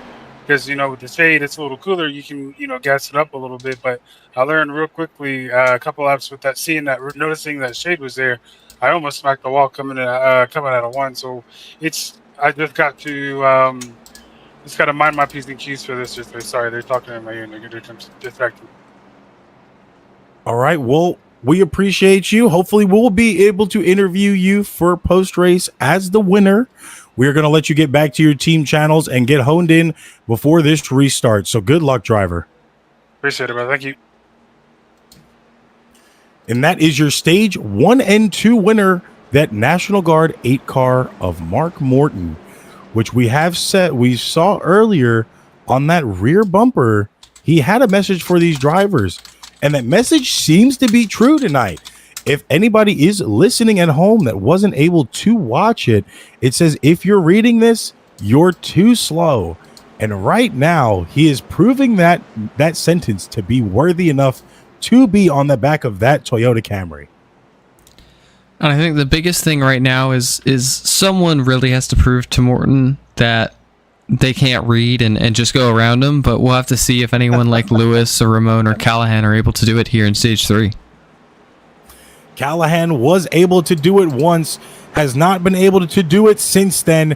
They are stacked up. Morton and Callahan will be the line to watch here as the pace car is going to go off, and we will be back green in the restart zone, this time by your stage 1 and 2 winner. Mark Morton is taking the green flag here.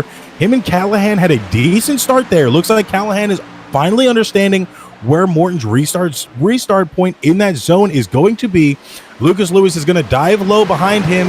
The top 5 right now: 8 car of Morton, 18 of Callahan, the 11 of Lewis, the 15 of Ramon, and the 88 of Mason. The 88 has been in those secondary packs tonight. He is trying to hold himself within this top 5 position, but as we know, by lap 5, these cars break off into at least 3 packs. And I will say the most interesting thing is that's definitely the best restart we've seen from Callahan tonight. He was able to stick with the 8 of Morton. Maybe not able to get around that car, but he was able to stick with Morton into turn 1. And I think that's the first time tonight we've actually seen that top line have maybe a little bit better of a start than the bottom. As Lucas Lewis, who started second on the top, was able to get ahead of Aaron Ramon, who started second on the bottom that time. And right now, as you see, those packs are slowly starting to break off here. Not much is going to be happening with the remaining of those packs. Once they break off, it's normally hard for them to catch back up unless there is a caution. Morton still in the lead. Callahan behind. Lewis not too far behind with Ramon and Mason. And it looks like Thaddeus is slowly trying to make his way into this group as well, sitting in the back there. Haven't seen much of him tonight in this top 5. He is slowly trying to make his way through the field of a dominant Toyota top 5 here. Joshua Mason is in a Chevy, the only Chevy in the top 5. Carden Hansen, another Chevy driver, sits 2 positions behind him. And what I will say is, speaking of Josh Mason, we did see him on pit road get turned And I did look back at the incident. It seemed like when the 88 went to turn into his pit stall, he may have slowed down a tiny bit, got hit in the rear by Corey Rainey when he was going into his stall, and found himself turned around. So the fact that he's able to find himself already up to 5th, he's been a pretty good restart for the 88 of Mason. I will agree with you there. He did make nothing out of something. He made something out of nothing there. I thought that pit wreck would have kind of costed him just a little bit of time, because there might have been some damage that would have needed to been repaired. But thankfully, it was just a regular spin out. He was able to still hit his box, come out in a good position, and is now almost bumper to bumper with these other leaders. My concern, though, if I'm the team owner for that 88, is if he's pushing his tires just a little bit too hard right now. We have seen him get pretty aggressive on the restarts. I don't think Mason's one we've seen be super consistent on the long run. I think he's been a really hit or miss driver. I mean, we saw how much time he lost there on just the back straight to the 15 of Ramon, so maybe starting to chew up his tires a little bit more than he might want. Right, and right now, Mason really can't say this is where he wants to be. He started in 7th. He is currently in 5th place, so he has gained a few positions, but not enough. As you see on your screen, he is slowly starting to lose time to these leaders on these straights. That is going to be a problem in the long run. As you've seen, our leader, the 8 car of Mark Morton, he started in 1st, is currently in 1st still, only has had a lead change at least 2 times tonight. Lucas Lewis behind him, he started in 6th place, is currently in 2nd.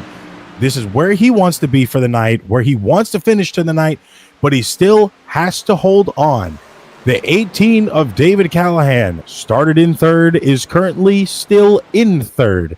We've seen him fighting for the lead side by side with Morton. We know he has the availability and the opportunity to make a lead change happen. It's just when and if he'll be able to pull it off. In 4th place, Aaron Ramon. He currently is in 4th place, but started in 10th place. So this seems like the biggest move overall tonight is that 15 car, the new full-time driver of that car for Tricon Garage. And following behind him, like we said, Joshua Mason finally caught his time back up, but now it looks like him and Ramon might be having a little bit of struggles in the corner. They're able to catch up in the straights, but he did start 7th, so he's going to want to get a couple of more positions under his belt before this race is over to say that it was the race he wanted. Most likely, if you don't finish in 1st, you're not going to say it turned out the way you wanted it to. But any position gain in a pivotal point in the season, only 4 weeks away from our first race at Chicagoland for the Windy City 250. So right now, it is make or break time for all these cars. As you see there, he does dive low and kind of get a position back. They get a little squirrely in P2. Looks like Lucas Lewis has officially overtaken Mason. So that is the 3rd lead change we're going to have here tonight. Yeah, we did see the 11 of Lucas starting to close in on the 8 of Morton, was able to get under the 8, so maybe Morton not able to kind of defend like he was with Callahan, maybe the 11 just getting more of a run than he expected. But Lucas Lewis is now the 3rd driver to lead tonight. Looks like, I believe, the 4th lead change. So we'll see how long Lucas is able to hold on to this lead and if he's able to really do something with it tonight. Like we have said, he's not yet to win a race here in the NARAS Cup Series. This is his 2nd season of competition. Lost by 0.06 of a second to Jordan Parker at Kansas, but it looks like Mark Morton going to go back to the inside of the 11. Not going to let him lead for very long, and Mark Morton's going to go back to being in control of this race. Now, I do have to wonder if that is part of Morton's strategy here, because being in the leader, you're not going to be able to do as much as you want. You're going to have to be consistently on that throttle. Being in 2nd place kind of gives you an opportunity to check up in those corners a little bit easier, because you know that car in behind you is not going to be able to fully drive the way they expected. So you've got to wonder if that was a strategy for Morton to kind of save tires there for a lap or two, or he might have just fallen off in general there. He was able to get that lap back, the lead back, excuse me. He has now put 0.3 of a second onto that 11 car of Lewis. As you see, those top 3 drivers dive low to stay in Morton's draft. Morton has been the most dominant car here tonight. He has officially led 68 laps of this race while we are on 29 more laps to go.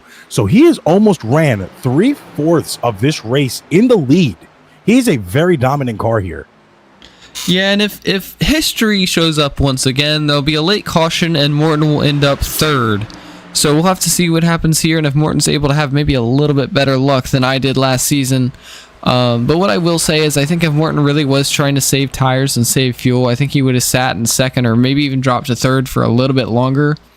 That's what I had to do last season when we were here. Is I really sat in second behind the leader for a long time, just using the draft to my advantage, saving the tires, saving the fuel. And I think that's really not a strategy that Morton's looking at, because I think he knows that you're going to have to pit regardless. It's not really worth saving that fuel because it's not, on the cusp of a one-stop strategy or a two-stop strategy. So I think Morton right now really is just making sure that everyone's a dominant cars. We see a few cars in the wall there. It looks like the 11 of Lewis and the 18 of Callahan caught the wall out of two. So we'll have to see if that continues tonight as Morton continues to run away with the lead.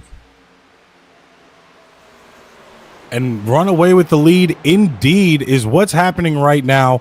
That dominant 8 car is now put on 7/10 of a second from that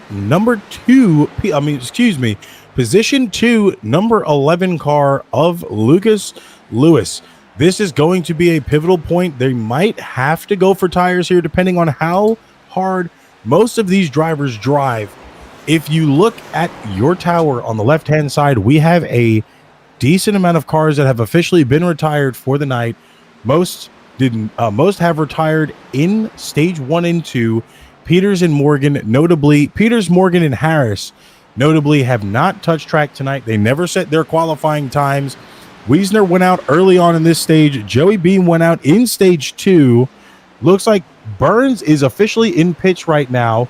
Parker in 9th place, 19 laps down, getting as many points as possible onto that 18 car of David Callahan, who is now in your points leader going into this race. And hopefully for Callahan, he's able to pull some rabbit out of his magician's hat, because he needs to gain some spots back if he wants to keep that lead. With Morton running this race, we only have 4 weeks left. Morton is going to add a sizable gap here for dominating this race on points. And I still don't think that Morton's going to have a real shot at taking the regular season title. I mean, he would literally have to win every single race, and Callahan and Parker and all them would have to not show up realistically for Morton to take the lead back in this race, and that's if he has a perfect 60-point race every single week. So I think Morton really isn't in a position to win the regular season title because of him missing a lot of races early in the year, but I definitely think he can come in and really be a threat and rack up the playoff points for when the playoffs begin. And I do really think that Morton could be a major championship threat this season. Absolutely. And you kind of got to wonder how different of a playoff picture we'd be looking at if Morton didn't miss some of those races. He has had 3 dominant races back to back right now. You have to think, if he had shown up for a couple more, he might have not caught wins. He might have had his back-to-back wins earlier on in this stage. He might have already surpassed your record earlier on in this series, excuse me. But wow, you have to think, it could have been a tide changer if Morton had appeared a few more times at these tracks. Yeah, absolutely. And coming out of the gate this dominant like we've seen Morton, obviously at first maybe wasn't the fastest guy. I don't think anyone knew he was the fastest guy, but I mean, the last few weeks Morton really has been the car to beat week in and week out, and it really just goes to show, he's really just been the class of the field every single week, and no one's really been able to have a one-up on him. And you could argue that he should already have 4 wins after Nashville, but obviously the 9 of Parker was able to claim that. And speaking of the 9 of Parker, we didn't get to talk about him a lot today. Obviously was looking to take that regular season championship for the second season in a row. Needs a little bit of luck the next few weeks to make that happen, but is kind of preying on Callahan's downfall right now in that 9 car. And I want to look at the very front of that 9 car while we are on Jordan Parker. He is, I believe, as of right now, one of the only cars to be sporting that new banner. I think it's a preview for tonight of what we're going to see for the rest of this month. As you know, it is Breast Cancer Awareness Month, and he is sporting that pink Breast Cancer Awareness banner on the top of his windshield. Yeah, it's a good kind of reminder of what we have. It's not just about the racing here. You know, Jordan Parker, obviously, he runs that Stand for the Silent car in September, and he'll run a lot of other, you know, cars that have a legitimate meaning other than just a sponsor on a car. So not surprised to see him be the first to run the pink banner here tonight. You know, while we're speaking on Jordan, unfortunately, tonight has not been his night as he needs to hawk down Callahan on points. But Jordan has slowly shown improvement over the last couple of weeks. Jordan has broke his own record this season. Last season, he only led 132 laps. This season so far, he has led 270 in that 9 car. He is unfortunately the only returning driver from season 1 to lead laps this season with a win. But you have to think, as of right now, he is slowly starting to hone in at the good time of the year. For him, he might have wanted it a little bit earlier, but better late is I can't speak. Better late than never, but never late is better. We see pit stops maybe starting to go in. Lucas Lewis in the 11 already on pit road with 21 to go, so maybe looking for an early pit stop. We'll see how that affects him later on in this race. But like we said, Jordan Parker really just trying to get a turnaround right now, and we'll see what he's able to do here in the coming weeks. But tonight, just like we said, really just hasn't been the 9 cars night.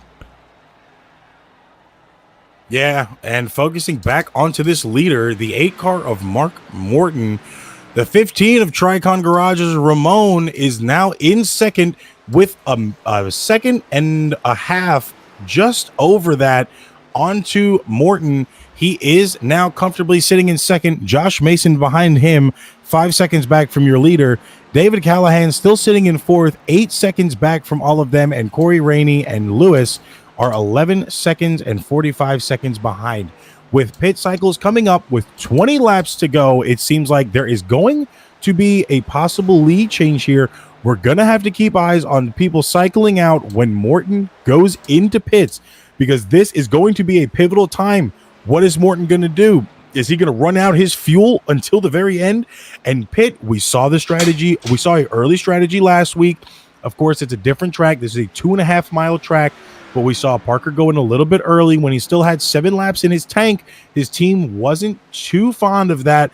They weren't too happy with their early pit strategy, and it really negatively affected him. With this being a 2.5 mile track, it is easy to get back up to speed here with time added.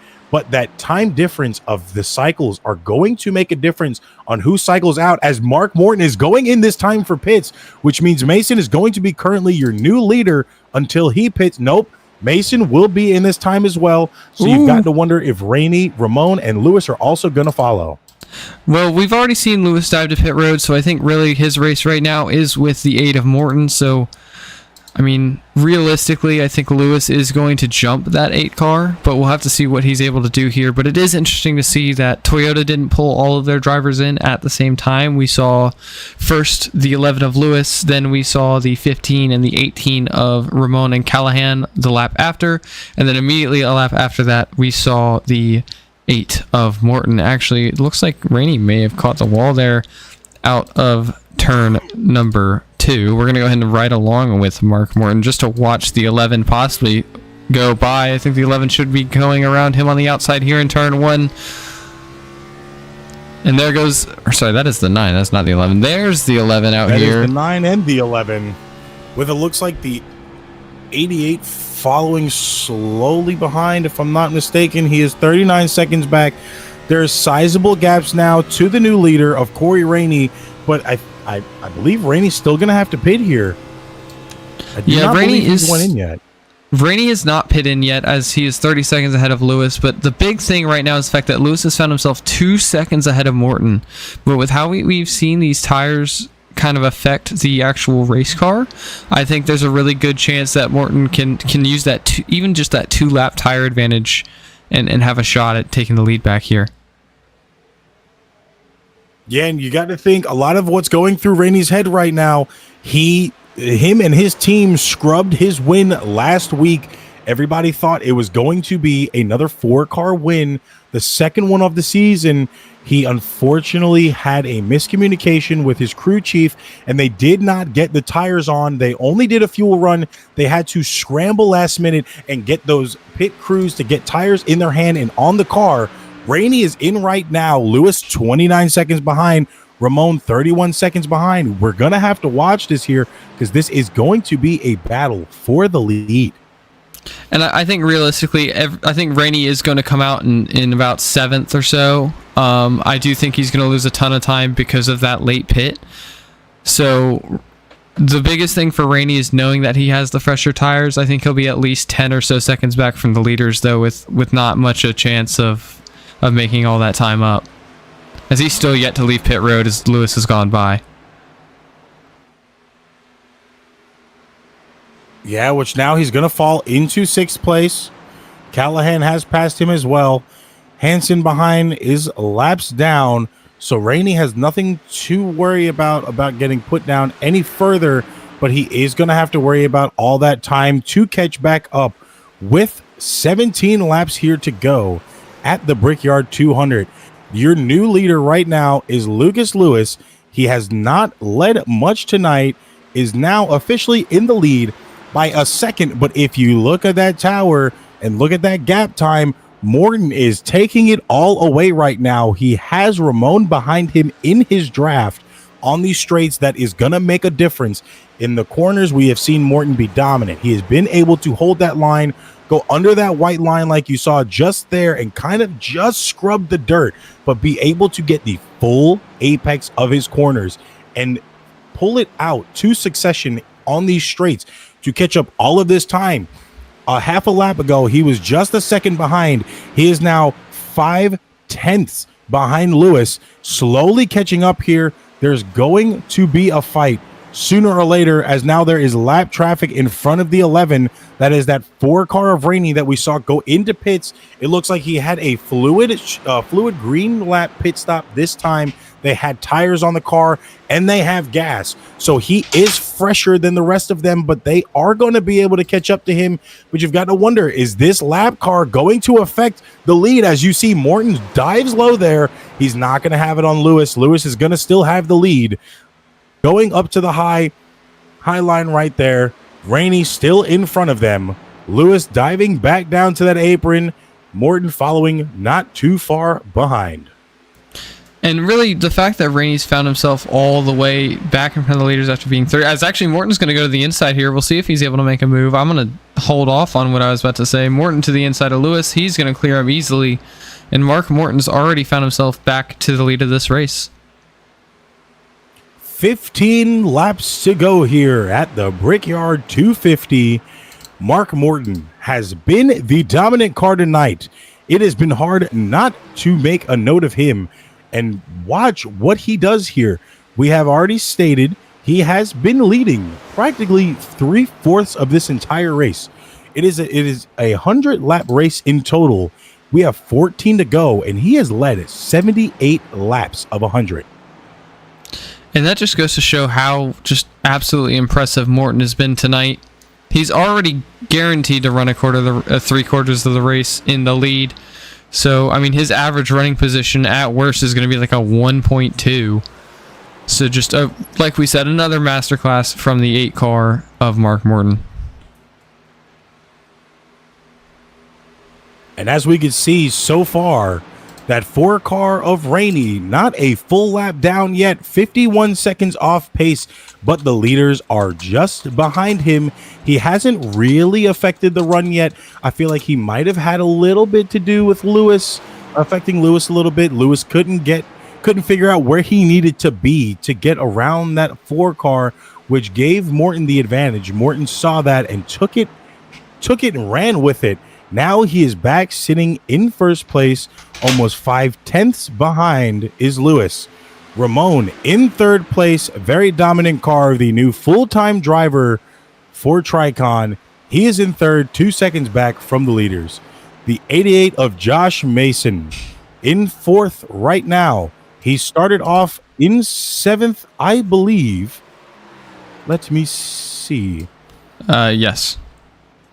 He started off in 7th right now, is sitting in 4th. Like I said earlier, not where he probably wanted to be, but better than nothing. Behind him in 5th place, that 18 Skittles car of David Callahan. He started in 3rd, has been dominant within the first 2 stages, up in the front, still in the front in P5, but started off in 3rd. In 6th place, Corey Rainey in front of the leaders right now, not holding them up too much. He started in 2nd, has dropped down to 6th, probably not where he wanted to be, but is still up in the front. Carden Hansen is in 7th place, the 3 car, started in 9th, currently in 7th and still going strong. It's right now just a points race for most of these drivers, with us only having 4 weeks to go until the playoffs. And we'll have to see if Lewis is really able to have anything for Morton again. I don't believe he will, with Morton having the 2 lap fresher tires, especially on a long track like Indianapolis. It's 2 laps is going to mean a lot more than somewhere like a Martinsville or so. So Morton really does have a massive tire advantage compared to the 11 of Lewis, and I'm surprised that Rainey actually hasn't run away from these guys, as he's got a several lap tire advantage. But you almost have to wonder, we've seen him get in the wall a few times. I think that's probably why he had such a long stop, because realistically Rainey should have come out, I believe, about 20 or so seconds behind Lewis, and he lost 30 seconds on pit road because of, I guess, damage or other issues on pit road. And now, with Morton crossing that line, we have 10 laps to go. It has not been a dominant race for anybody else but this 8 car, sporting that National Guard theme with a little message that is ringing true to the rest of these drivers. If they are reading this, they are not fast. And it seems to be tonight that was a correct message to put on that rear bumper. Rainey right now is still in front, which I think is helping Morton in the straights. He's getting the draft. He is matching Rainey's runs here into these corners with the exits. It is letting Morton run away. You said he has 2 lap fresher tires, which is proving to be true. Lewis in that 11 car in 2nd place has fallen off to now almost a 1.5 seconds from our leader, and is going slowly but surely, falling off a little bit more as we have 9 laps to go here. Morton is praying there is no caution. Rainey is praying for a caution. As he hits the wall there, that could have been very detrimental for our leader.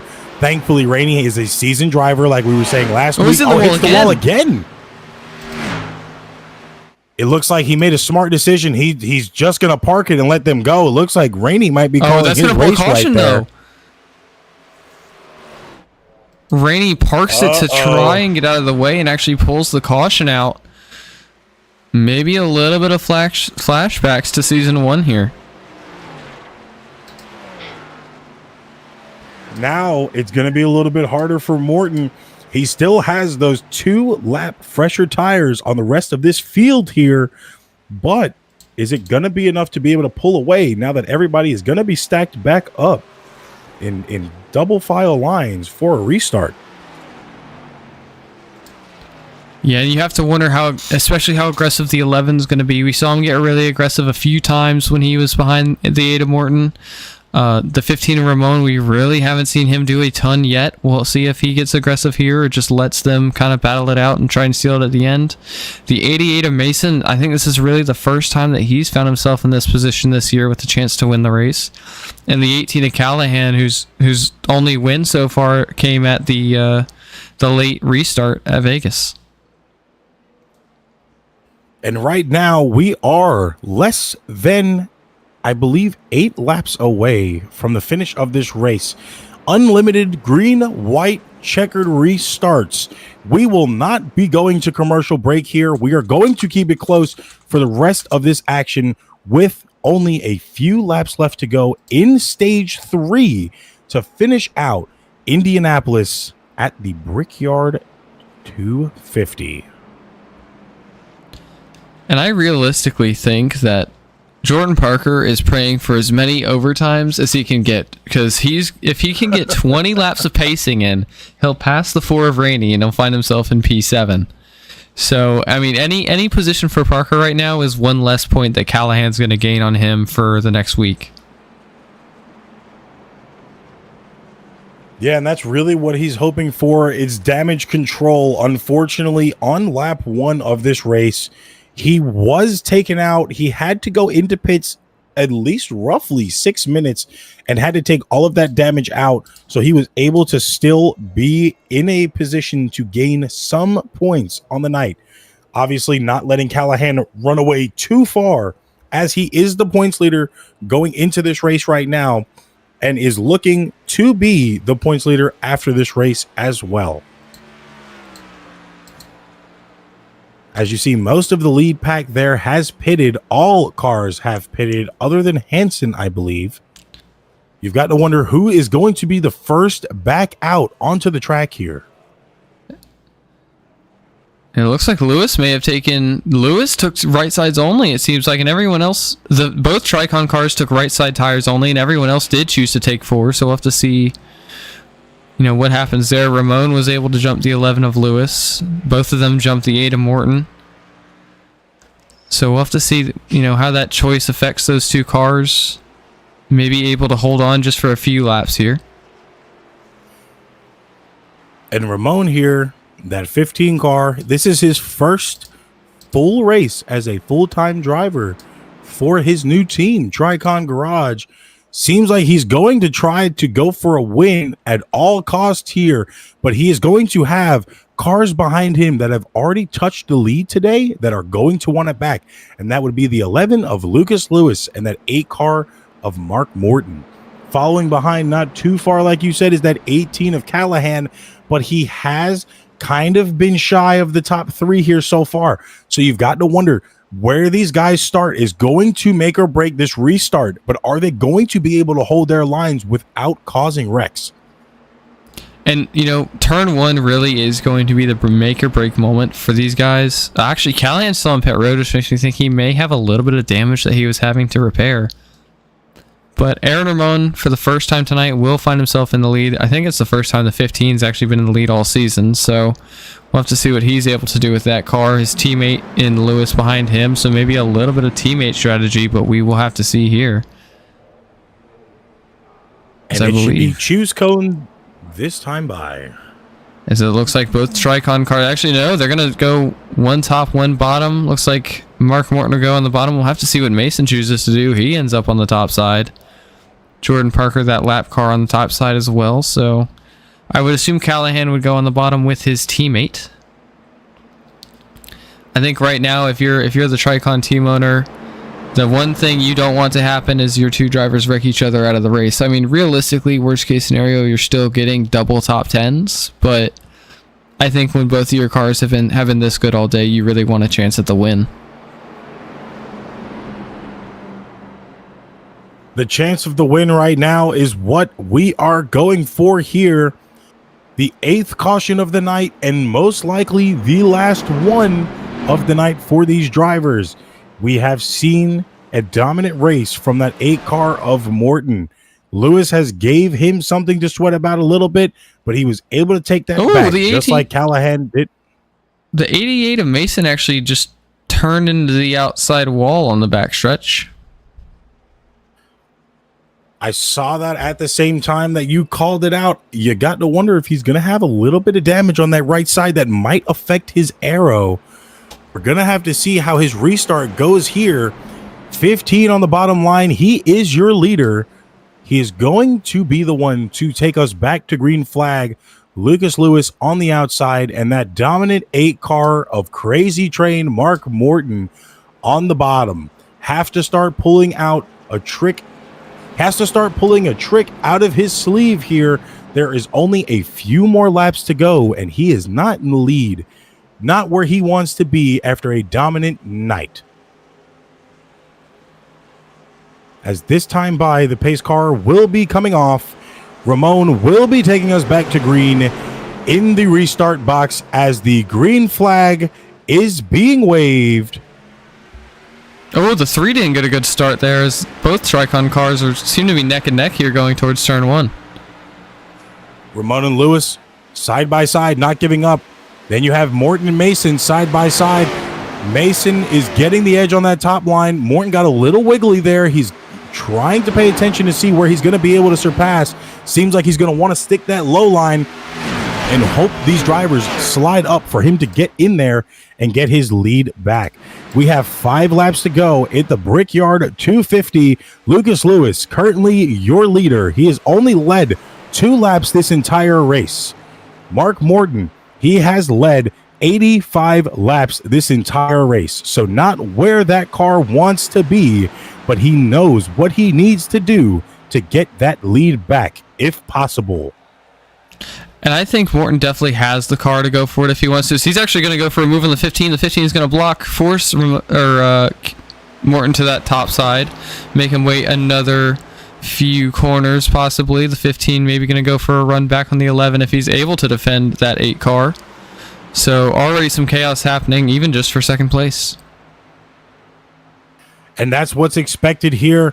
This is the Howell track of motorsports. This is the track where you leave nothing but blood, sweat, and tears in that car to wave that checkered flag with the fans at that finish line after you finish this race. With 4 laps to go, Lucas Lewis is still your leader. The 15 of Ramon behind him. Morton looking to get that advantage. Ramon is blocking that 15, but it might not go good here. The 8 gets that edge on the 15 with the 88's help in this straightaway on the front stretch. He's going to push Morton back into second place. Now Morton is going to have to go side by side with Ramon here in the corner. Ramon almost clips the wall.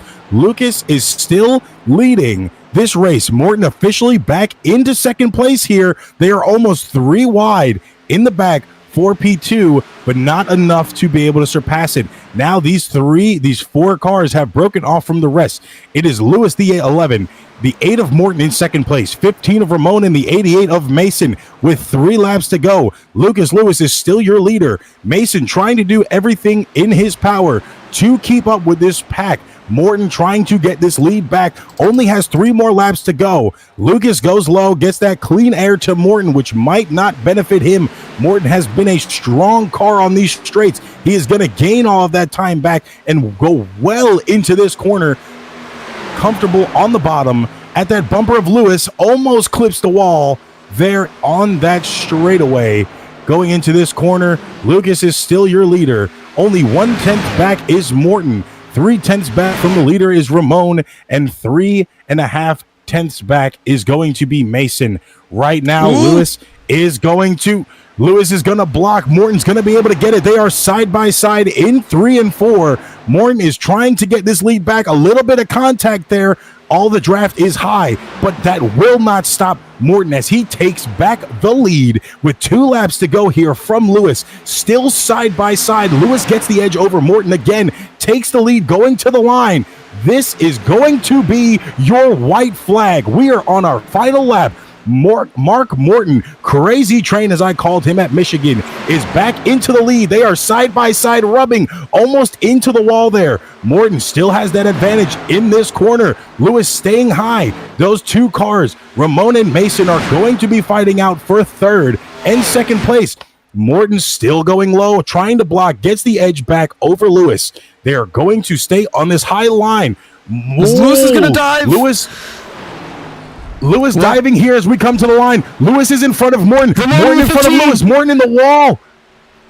That's gonna cost Lewis the race. Morton the race. This is officially Ramon's race to take. Ramon loses it back to Lewis. Lewis is going to be your Brickyard 250 winner. Ramon got loose out of turn 4, and that really cost him. I think that cost him the win, as Lewis was able to get the shove from the 88 of Mason on corner exit. A crazy finish, and Morton, similar, I guess pretty much Morton's doing what I did last season, dominates a lot of the race, finds himself coming up short. Just a really unlucky finish to that race for Morton.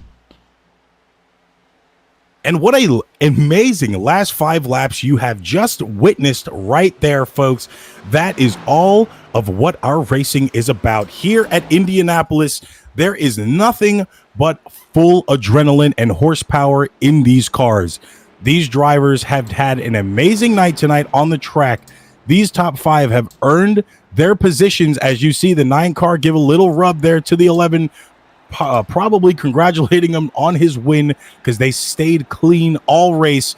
But it has officially been Lucas Lewis's night in victory lane as we watch him take his victory lap around the track for the first time this season.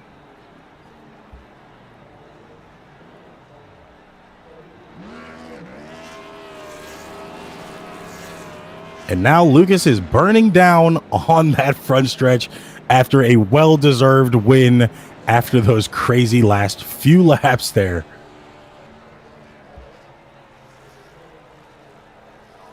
Lucas Lewis had never won a race here in the NARAS Cup Series until today. His closest was second place at Kansas last season, losing by 0.06 of a second to the 9 car of Parker. Finally is able to do it tonight after beating the most dominant car of Mark Morton. Is able to get the push from the 88 of Josh Mason to get around his own teammate in the 15 and win his first career Cup Series race in that number 11 car for Tricon Garage. Lucas Lewis, the winner at the Brickyard. What an amazing race tonight. Unfortunately, not the outcome Callahan, Morton, or Parker were looking for, but we have now get to add another winner into the books. First time winner of this season, first time in that car. Congratulations to Lucas Lewis on your win at the Brickyard 250.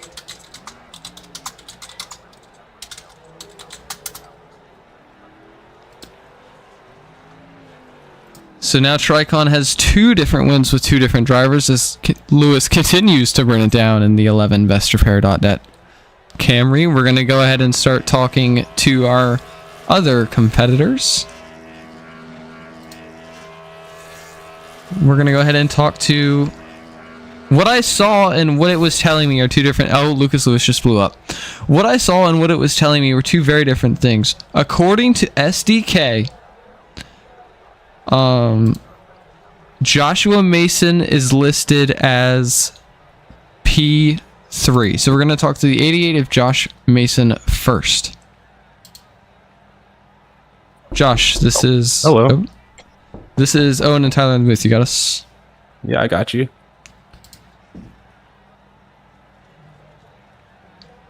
Tyler. Tyler. All right. No, I'm sorry. I was trying to check to make sure everything was on point. Seems like our overlays are just a little bit off here. But Josh, after tonight's race, you have had a decent race. Like I was saying, you started in 7th. You didn't gain many positions back. You know, do you feel comfortable with the car tonight, or was it just one of your off nights? Honestly, the car was feeling amazing until I think the one wreck after I got with Max. Because after that, then I sustained wheel damage, had all that problems, and I'm just amazed I finished on the podium. I mean, obviously, it was a hard fought race for you tonight. Once again, another long one. you were the highest finishing Chevy tonight. So I mean, how do you approach that going into the next few weeks? I mean, there's not much to say about it. I mean, mainly it was all luck based. Jordan got screwed. Max got screwed. It's a whole bunch of stuff that just wasn't right and shouldn't have happened. Now, with us finishing the Brickyard 250, that gives us 4 more races until the end of the season. Most of these races here the last couple of weeks, Michigan, Indianapolis, and Pocono, they are drawn out tracks with long straightaways. Do you feel like most of what happened here tonight will be able to follow over for you into Pocono, or do you feel like there will be a longer strategy that will have to come into effect for a longer straight? Well, I'm really hoping this kind of translates into those tracks, but I'm mainly good at breaking tracks like Martinsville, Miami, all of those tracks. So I'm really just hoping that it will translate to those tracks. All right. Well, right now, we are getting word from officials. You are being scored in P2, so that will add a little bit more to your points for tonight. Yay! So I guess my comment about you being the highest finishing Chevy, add a little bit of a star next to it. It's P2 instead of P3. So congratulations on second place. I believe that is your best career finish. Yeah, it is. So I mean, how does that affect your season and your confidence going into the next few weeks? Oh wow, I have to say my confidence is really boosted. I mean, I think one of you know that I had a go-kart race earlier today, finished top 10. Now my confidence is more than 100% at this point. I could imagine after that race, man. You've had a true fought battle here tonight.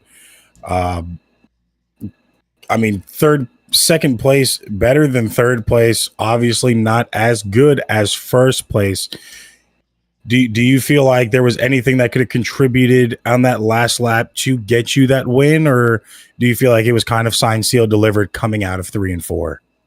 Well, it wasn't really signed, sealed. I could have won it at some point on that straightaway, but with all the blocking going on, and I did kind of tap the wall a few times, it was kind of signed as soon as I hit that wall. But I'm happy with this result. All right. Well, I think that is all we have for you tonight. So we're going to go ahead and let you go. But congratulations. And we will see you next week at Pocono. Yeah. Beautiful Pocono. All right. That was the 88 of Josh Mason, your second place finisher. So my SDK lied to me.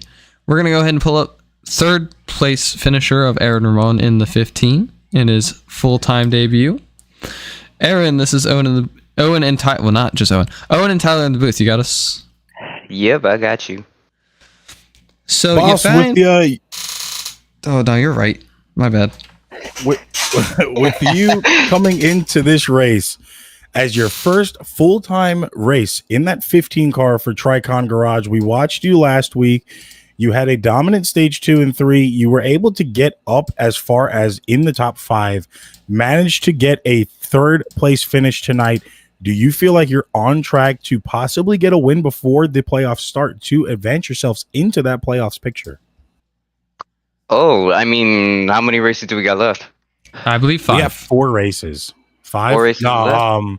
It would be Pocono, 5 then Montreal, Kentucky, and then Daytona.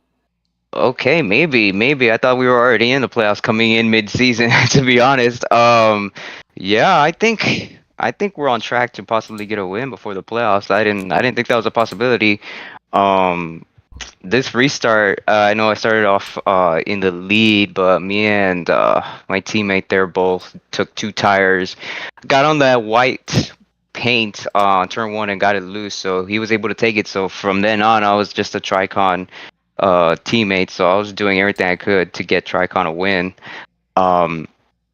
But yeah, that's why I was racing Morton so hard. And then once he got by me, those four fresh tires tracked him down. And then they duked it out, went 3 wide. I went below my teammate there, gonna try to battle out for the win. But it was a hell of a finish. I mean, my hands are still shaking from that. I mean, obviously, like we said, it is your first full-time race. Although you did race last weekend in Michigan, you finished in the top 5 in both races. Obviously, maybe not the result you wanted tonight, finishing in 3rd, but definitely respectable. So, I mean, knowing that you have the chance to make the playoffs now and that you have the speed to go out and win to make it, I mean, how do you approach the next few weeks and just see what you're able to do in the 15 car? I really think Pocono is gonna be a strong contender. I've always loved that track. If I were to get a win, I honestly think it would be at Pocono next Saturday night. Now that I know that I can make the playoffs, I'm definitely gonna shoot for it. My goal here for the rest of the season, thinking that we were already in it, was to help Tricon get a championship. But you know what? I'm gonna join that fray too. I think we have a really strong chance with the 15 at Pocono next Saturday night. It's always been one of my bread and butter tracks. Indy's definitely not. I had not turned a lap here at this track with this car in quite a long time. So I'm thinking we're definitely going for the win next Saturday night. Now, adding on to that, with next week going to Pocono for the Exalta 300, we are going to have a bit of longer stages there at the end. Do you feel like that might pull into a factor? Right now, it looks like it's going to be a 60-lap stage 3. Do you feel like you are comfortable enough? We saw you at Michigan at stage 3. We had 70 laps. That's only 10 different from next week. Do you feel like you'll be able to maintain your running order and possibly get that win at Pocono next week? Or are we possibly looking for that restrictor plate track? No, I'm definitely looking forward to Pocono. I like long runs. I like green flag stops. It's definitely my strong suit. Every time a yellow came out this race and we were getting close to a green flag stop, I was always like, no, damn. I was really wanting to get to that green flag stop because I know we can separate a little bit more. And usually I can get on and off pit road a little bit quicker than a lot of the competition here. I know I was able to jump right behind Lucas there on this one. Just able to get in front of Morton, but he was super fast on the fresh start of the run, so he got by me pretty quick. But I feel like at Pocono, with these longer stages and long green flag runs, hopefully, I think we can be a really strong contender there at the end. Definitely a top 3 run next Saturday night. All right. Well, I do think that is going to be all we have for you tonight, Aaron. Congratulations on P3. And we hope to see you next weekend at Pocono. Oh, for sure, in Victory Lane. All right, that is the 15 of Aaron Ramon. I definitely did not just move myself into the waiting room.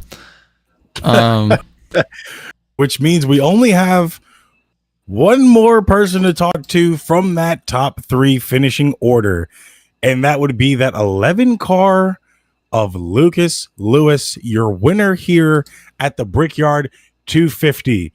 Lucas, this is your first win on the season, first win in that 11 car. How are you feeling right now?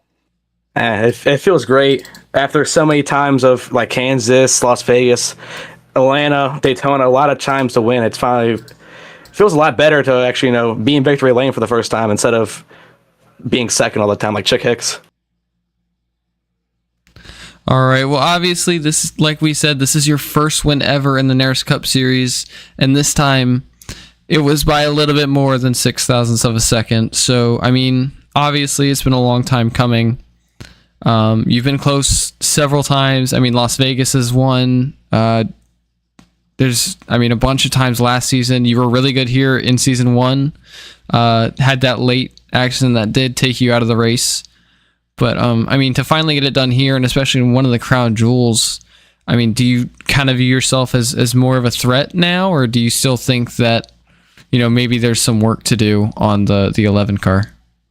There's definitely some work to do. Mark's always the fastest guy every week going into it. Really, all I think I really need to do is learn how to save tires, and I feel like I'm up there with Mark and David the entire time. Now, with us going into Pocono next week, it is one of our longer tracks at the end of the season. Obviously not a crown jewel, so there isn't much proving grounds on the line. Do you feel like there is going to be that pressure on you after getting that finish here tonight to kind of prove yourself again and that 11 car worthy of getting that win, if possible, next week? Yeah, it's be a lot of work. I feel like, I mean, I want to do at least good. My family on my father's side's from the Pocono area, so it'd be pretty cool to win there and get to celebrate with them. But it's just definitely it's going to be proven for the rest of the season of where we finish, if we deserve this win or not. But I feel like I really did deserve this win, and it was a long time coming. I mean, obviously, we have seen the hardships that you've had during the season. Some maybe not even related to on-track activities, but I mean, does this kind of give you like a huge wave of relief, or are you kind of like, okay, where's the next one? Kind of in the middle of that right now. It's a huge relief, but going into tomorrow, it's going to be the same old grind of trying to go for another one and try to at least make a Championship 4 appearance this time. So, I mean, now that you are locked into the playoffs, I guess as a driver for a multi-car team, is your focus now on racking up the playoff points for yourself, or trying to get, maybe some of your other teammates into the playoffs? Definitely it's going to be helping out Aaron a whole lot, because Aaron, he's new to the team and new to the series. It's going to be very much helping out Aaron, try to at least get him in the playoffs. I feel like Gage I think is kind of okay, but it's going to come down to teammates first, and if it doesn't work with the teammates at like the end, let's say like 2 laps to go, and there's no teammates around me, I'll go for the win.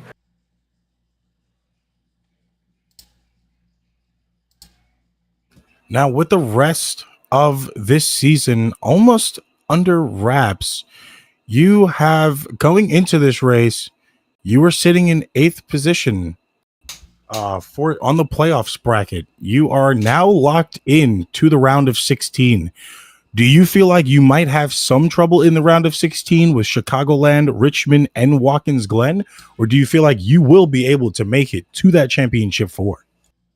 It just depends on how Chicagoland goes. I feel like definitely the first 2 races are going to be the most try to get as much points as possible, because road course racing really doesn't kind of fit me. So I mean, it's going to be mainly getting as much points as I can at Chicagoland, as much points as I can at Richmond, and hopefully just ride out and Watkins Glen and move on to the next round. All right. I will say for sure, you have won officially. You have won the crown jewel 2 win of the season. That would be the Brickyard 250. We are not going to hold you up any longer. We're going to let you get all that adrenaline out of your system, get back with your team, and celebrate on the night. But just wanted to say congratulations once again to that 11 car of Lucas Lewis, and we look forward to seeing you on that track next week. And thank you to you guys for broadcasting the race so my parents can see me win. Absolutely, brother. Anytime. That's what we're here for. All right, that was the 11 of Lucas Lewis, your race winner here at Indianapolis. Let's go ahead and take one final look at the finishing order tonight. Lucas Lewis finds himself in P1, winning here at the Brickyard. Josh Mason in the 88 finds himself in 2nd place. Aaron Ramon in his first full-time start in P3. Mark Morton, dominant car tonight, had an unlucky final restart, finds himself in 4th. David Callahan rounds out the top 5 and the 4th Toyota in the field. Carden Hansen in P6. Corey Rainey, the first Ford, in P7. Jordan Parker in P8. Thaddeus Friel, P9. Brennan Broadfoot, P10. Gage Burns, P11. Joey Beam, P12. Max Wiesner, we saw have that hard hit in turn 1 in P13. Marshall Harris involved in that lap 1 accident in P14. And then Ryan Peters and Ryder Morgan failed to take the green tonight. I mean, any major takeaways that you feel that need to be pointed out tonight, Tyler, or just a basic old race? I mean, after what we have seen tonight, we cannot walk into this race anymore and practically say, hey, look, this car was dominant last week. They're going to be the winner here today. We've seen that in the last lap. Of course, there was a little bumping and banging, so it could have went differently, but that's racing. Paint is going to be chipped. Paint's going to be scrubbed. It is just an immaculate race to watch at the ending, especially. My biggest takeaways here are to be, don't count a driver out just because you haven't seen them do much on their season. As you've seen, that 11 for Lucas came back and took the victory. He went out and really dominated that last lap. It wasn't a little bit of traffic, but that's really my biggest takeaway here is you cannot count anybody out early on in this race or at the last 2 laps.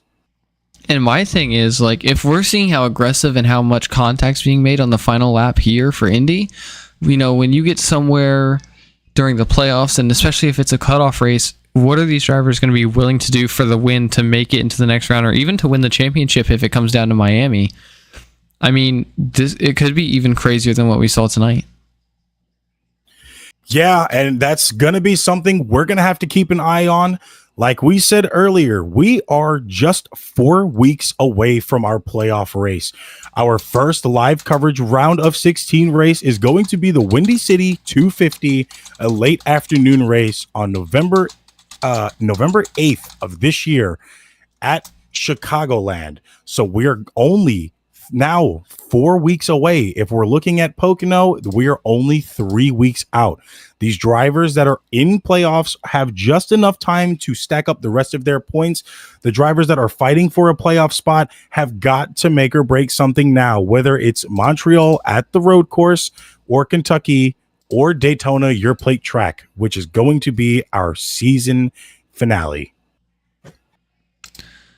And yeah, you just, like we said, I mean, obviously points are becoming less and less important. It's becoming more important to get a win now as drivers like Christian Mullen, Gage Burns, Josh Mason, they're going to find themselves almost locked into the playoffs here, as they're all going to have the necessary points to kind of have that wiggle room.